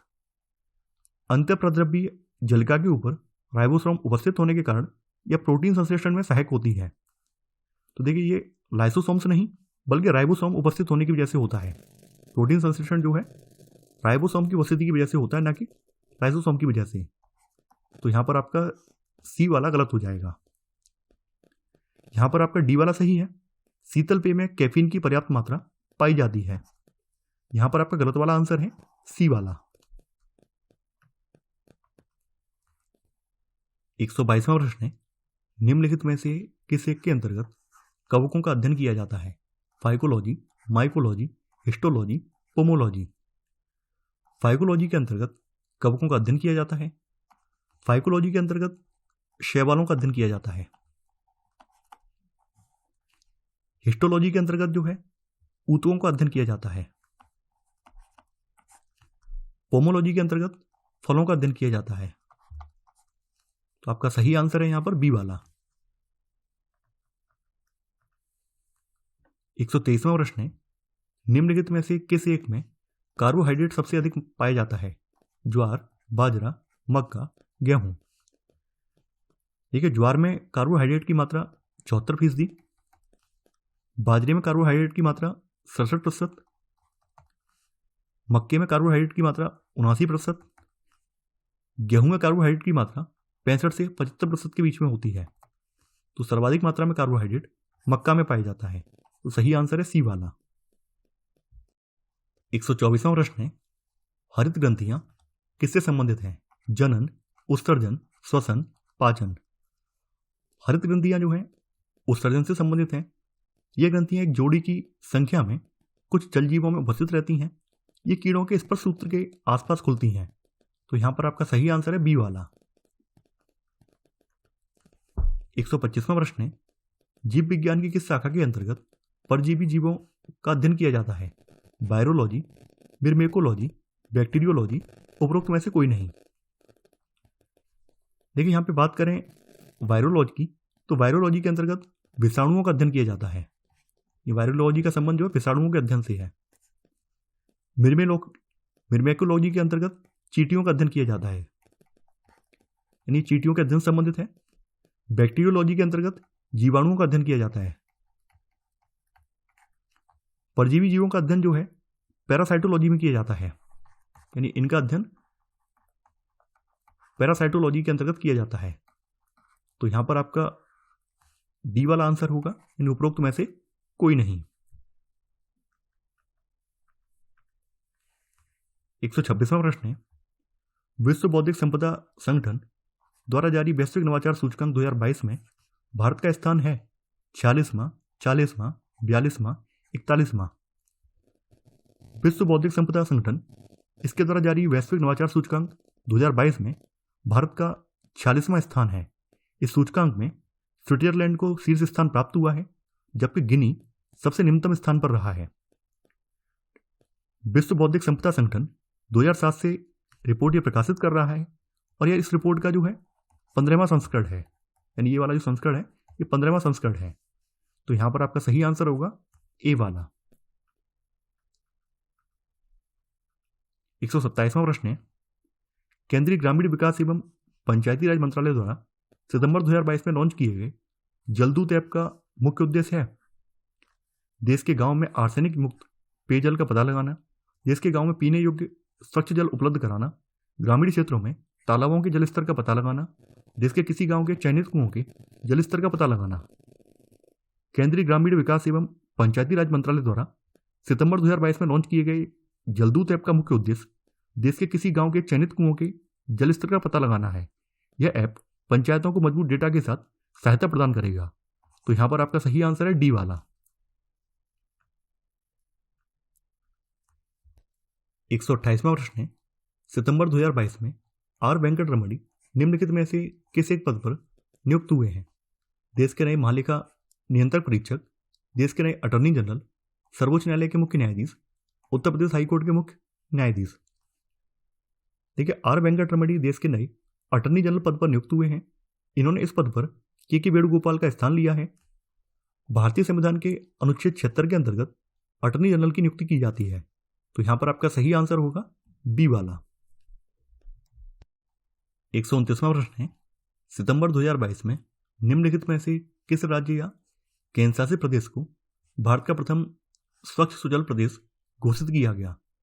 अंडमान एवं निकोबार द्वीप समूह, हरियाणा, चंडीगढ़, हिमाचल प्रदेश।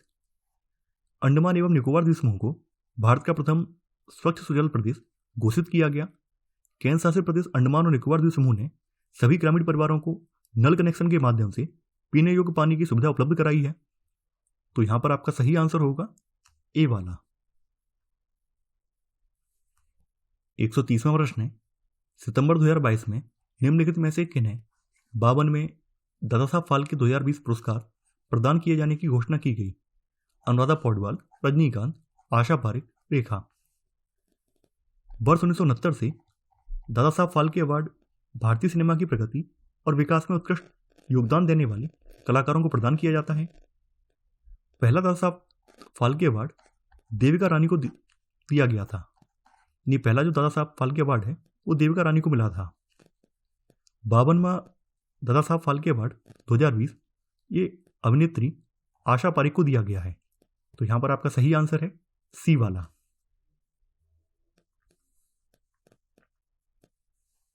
131वां प्रश्न है, संघाई सहयोग संगठन SCO के राष्ट्राध्यक्षों की 22वीं बैठक के संबंध में निम्नलिखित कथनों में से कौन सा कथन सत्य है? सितंबर 2022 में यह बैठक समरकंद, उज्बेकिस्तान में संपन्न हुई।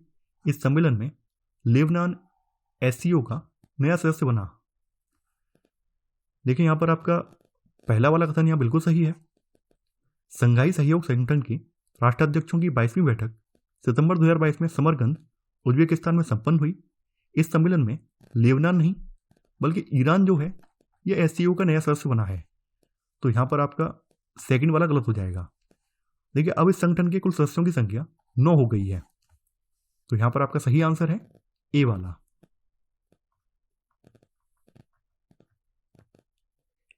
132वां प्रश्न है, सितंबर 2022 में भारत का प्रथम लिथियम सेल उत्पादन केंद्र का शुभारंभ कहां किया गया? बंगलुरु कर्नाटक में, तिरुपति आंध्र प्रदेश में, तिरुवनंतपुरम केरल में, पुणे महाराष्ट्र में। भारत के प्रथम लिथियम सेल उत्पादन केंद्र का शुभारंभ सितंबर 2022 में तिरुपति आंध्र प्रदेश में किया गया। इस संयंत्र में मोबाइल फोन, सुनने और पहनने योग्य उपकरणों और अन्य उपभोक्ता इलेक्ट्रॉनिक सामानों के सेलों का उत्पादन किया जाएगा। तो यहां पर आपका सही आंसर है बी वाला। 133वां प्रश्न है, सितंबर 2022 में फोल्कर टुर्क निम्नलिखित में से किस एक अंतर्राष्ट्रीय संगठन के नए उच्चायुक्त नियुक्त किए गए? अंतर्राष्ट्रीय मुद्रा कोष के, एशियाई विकास बैंक के, UN मानवाधिकार आयोग के, वर्ल्ड बैंक के। वोल्कर टुर्क जो है अंतर्राष्ट्रीय संगठन UN मानवाधिकार आयोग के नए उच्चायुक्त नियुक्त किए गए हैं। ऑस्ट्रेलिया के राजनयिक वोल्कर टुर्क इस पद पर चिली की मिशेल बोसलेट का स्थान लेंगे। देखिए, UN मानवाधिकार आयोग का मुख्यालय जिनेवा स्विट्जरलैंड में है। तो यहां पर आपका सही आंसर होगा सी वाला।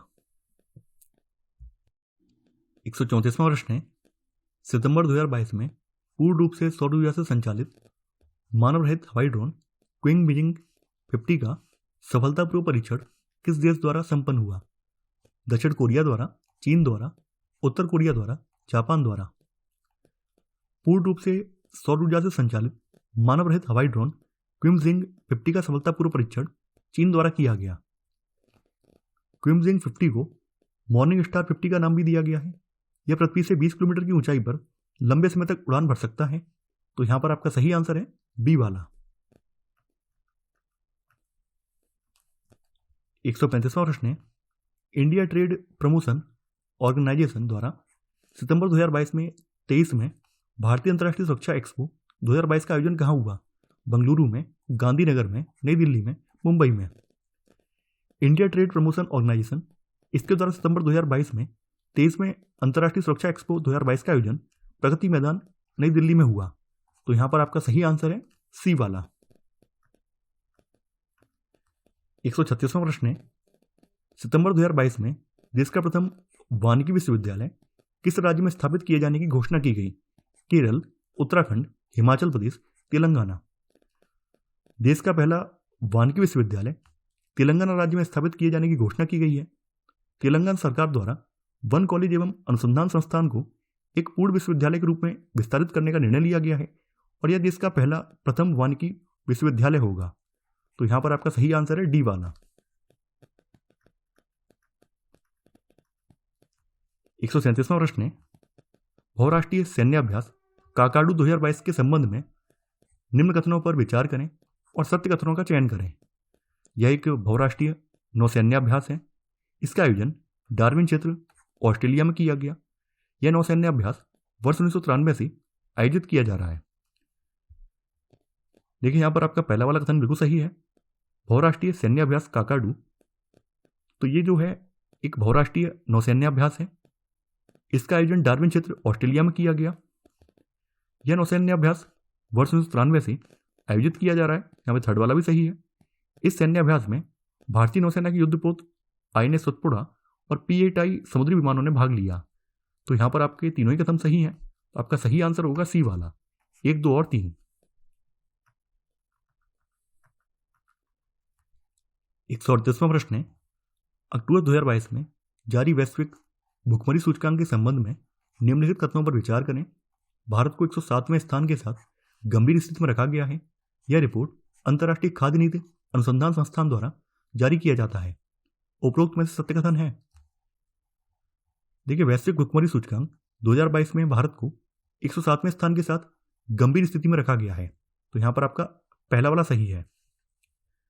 वैश्विक भुखमरी सूचकांक का प्रकाशन 2 सरकारी संगठनों, इसमें एक जर्मनी स्थित कंसर्न वर्ल्ड वाइड, तो यहां पर कंसर्न वर्ल्ड वाइड है, और दूसरा संस्थान जो है ये आयरलैंड में स्थित वेल्ट हंगर हिल्फ है। दूसरा संस्थान जो है वेल्ट हंगर हिल्फ है। देखिए अंतर्राष्ट्रीय खाद्य नीति अनुसंधान संस्थान ने अपने आप को सन 2018 में इस सूचकांक से अलग कर लिया था। तो यहां पर आपका सेकंड वाला गलत हो जाएगा, केवल पहला वाला सही है। आपका सही आंसर होगा यहां पर ए वाला, केवल 1। 139वां प्रश्न है, अक्टूबर 2022 में भारतीय सड़क कांग्रेस का 81वां वार्षिक अधिवेशन 2022 कहां आयोजित किया गया? लखनऊ, हैदराबाद, पटना, जोधपुर। भारतीय सड़क कांग्रेस का 81वां अधिवेशन 2022 में लखनऊ में आयोजित किया गया। देखिए उत्तर प्रदेश में 5वीं बार इस अधिवेशन का आयोजन हुआ है। तो यहां पर आपका सही आंसर होगा ए वाला। 140वां प्रश्न है, इप्सामार 7 निम्नलिखित में से किन 3 देशों के मध्य आयोजित संयुक्त बहुराष्ट्रीय समुद्री अभ्यास है? भारत, ब्राजील एवं दक्षिण अफ्रीका, भारत, दक्षिण अफ्रीका एवं रूस, भारत, मलेशिया एवं श्रीलंका, भारत, ब्राजील एवं चीन। इप्सामार 7 भारत, ब्राजील और दक्षिण अफ्रीका के मध्य आयोजित संयुक्त बहुराष्ट्रीय समुद्री अभ्यास है। इसका आयोजन अक्टूबर 2022 में साउथ अफ्रीका के पोर्ट गेब्रेहा में हुआ। तो पोर्ट गेब्रेहा में इसका आयोजन हुआ है। तो आपका सही आंसर होगा यहां पर ए वाला।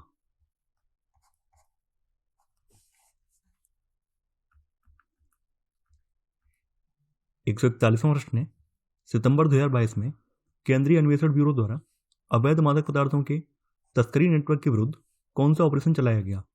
Operation Meghdoot, operation Garud, operation Vajrapat, operation Vijay. केंद्रीय अन्वेषण ब्यूरो द्वारा अवैध मादक पदार्थों के तस्करी नेटवर्क के विरुद्ध ऑपरेशन गरुड़ चलाया गया। इस अभियान में CBI, NCB और राज्य पुलिस ने कई राज्यों में तलाशी अभियान चलाया और बड़ी मात्रा में मादक पदार्थ बरामद किया। इसमें इंटरपोल भी सम्मिलित है। तो यहां पर आपका सही आंसर है बी वाला। 142वां प्रश्न है, निम्नलिखित में से कौन एक पुस्तक वार ऑफ लंका के लेखक हैं? अमीश त्रिपाठी, सुधाश्री, अमिताभ घोष, चेतन भगत। पुस्तक वार ऑफ लंका के लेखक अमीश त्रिपाठी हैं और यह रामचंद्र श्रृंखला की चौथी पुस्तक है। तो यहां पर आपका सही आंसर है ए वाला। 143वां प्रश्न है, आम लोगों में वेदों के ज्ञान को प्रसारित करने के लिए भारत के दूसरे राष्ट्रीय आदर्श वेद विद्यालय का उद्घाटन अक्टूबर 2022 में कहाँ पर किया गया? जयपुर में, धर्मशाला में, लेह में, पुरी में। देखिए, ये पुरी में किया गया है। इसका उद्घाटन केंद्रीय शिक्षा मंत्री धर्मेंद्र प्रधान द्वारा किया गया। देश के पहले राष्ट्रीय मॉडल वैदिक स्कूल का उद्घाटन उज्जैन में हुआ था। तो उज्जैन वाला पहला है और ये वाला जो है सेकंड है। तो आपका सही आंसर होगा डी वाला। 144वां प्रश्न है, सितंबर 2022 में निम्नलिखित में से किस एक राज्य में रानीपुर टाइगर रिजर्व की स्थापना की घोषणा की गई? मध्य प्रदेश में, राजस्थान में, उत्तर प्रदेश में, महाराष्ट्र में। उत्तर प्रदेश सरकार द्वारा रानीपुर टाइगर रिजर्व की स्थापना की घोषणा की गई है और यह यूपी के चित्रकूट जिले में स्थापित किया जाएगा। रानीपुर टाइगर रिजर्व देश का 54वां टाइगर रिजर्व होगा। वहीं यह बुंदेलखंड क्षेत्र का पहला टाइगर रिजर्व होगा। तो यहां पर आपका सही आंसर है सी वाला। 145वां प्रश्न है, अक्टूबर 2022 में भारतीय वायुसेना में सम्मिलित प्रचंड है एक हल्का लड़ाकू हेलीकॉप्टर, मानव रहित ड्रोन, गाइडेड मिसाइल, मल्टीवरल लॉन्चर। देश में डिजाइन और विकसित हल्के लड़ाकू हेलीकॉप्टर प्रचंड को जोधपुर में भारतीय वायुसेना में सम्मिलित किया गया। इसका निर्माण हिंदुस्तान एरोनॉटिक्स लिमिटेड निहाल द्वारा किया गया है। तो यहां पर आपका सही आंसर है ए वाला। 146वां प्रश्न है, पुल्लमपारा ग्राम पंचायत सितंबर 2022 में डिजिटल साक्षरता प्राप्त करने वाली देश की प्रथम ग्राम पंचायत बन गई है। यह किस राज्य में स्थित है? जम्मू कश्मीर, केरल, गुजरात, तमिलनाडु। पुल्लमपारा ग्राम पंचायत डिजिटल साक्षरता प्राप्त करने वाली देश की पहली ग्राम पंचायत बन गई है। यह केरल राज्य में अवस्थित है। इसकी आधिकारिक घोषणा सितंबर 2022 में केरल के मुख्यमंत्री पिनारई विजयन द्वारा की गई। तो यहां पर आपका सही आंसर है बी वाला।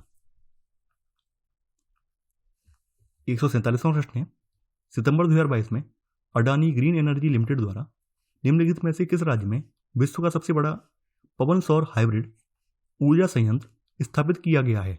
Gujarat, Goa, Madhya Pradesh, Rajasthan. Adani Green Energy Limited द्वारा राजस्थान में विश्व का सबसे बड़ा पवन सौर हाइब्रिड ऊर्जा संयंत्र स्थापित किया गया है। इसकी क्षमता जो है 600 मेगावाट है। यह राजस्थान के जैसलमेर जिले में स्थापित किया गया है। तो यहां पर आपका सही आंसर है डी वाला। 148वां प्रश्न है, सितंबर 2022 में नासा द्वारा चलाए गए डार्ट मिशन का उद्देश्य था मंगल ग्रह पर कार्बन की खोज, पृथ्वी के बाहर जीवन की तलाश, पृथ्वी की तरफ आने वाले एस्टेरॉयड से रक्षा करना, बृहस्पति पर जल की खोज। सितंबर 2022 में नासा द्वारा चलाए गए डार्ट मिशन का उद्देश्य पृथ्वी की तरफ आने वाले एस्टेरॉयड से रक्षा करना है। डार्ट नासा का स्पेसक्राफ्ट है। 26 सितंबर 2022 को यह एस्टेरॉयड डाइमफाइटफस से टकराया है। तो यहां पर आपका सही आंसर है सी वाला।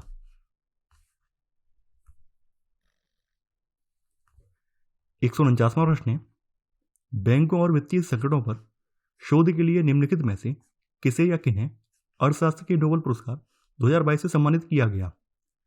Ben S Bernanke, Douglas W Diamond, Philip H Dybvig. बैंकों और वित्तीय संकटों पर शोध करने के लिए Ben S Bernanke, Douglas W Diamond तथा फिलिप एच डायविगो, इन तीनों को अर्थशास्त्र के नोबेल पुरस्कार 2022 से सम्मानित किया गया है। और ये सभी जो हैं संयुक्त राज्य अमेरिका के निवासी हैं, यूएसए के निवासी हैं। तो यहां पर आपका सही आंसर है डी वाला। 150वां प्रश्न है, एनी अर्नोक्स को वर्ष 2022 के साहित्य के नोबेल पुरस्कार से सम्मानित किया गया। वह किस देश की निवासी हैं? France, England, Spain, Germany. देखिए, साहित्य का नोबेल पुरस्कार जीतने वाली एनी अर्नोक्स फ्रांस की निवासी हैं और वह यह पुरस्कार पाने वाली पहली फ्रांसीसी लेखिका हैं। इनकी रचनाओं में the years, a woman story, a man's place इत्यादि इनकी प्रमुख रचनाएं हैं। तो यहां पर आपका सही आंसर है ए वाला। इसी के साथ आपका टेस्ट नंबर 8 पूरा हो जाता है। तो मैं आशा करता हूं कि आपको ये टेस्ट पसंद आया होगा। आप लोग इस वीडियो को लाइक और शेयर करना बिल्कुल नहीं भूलेंगे। तो चलिए आज के लिए उतना ही। Thanks for watching. जय हिंद।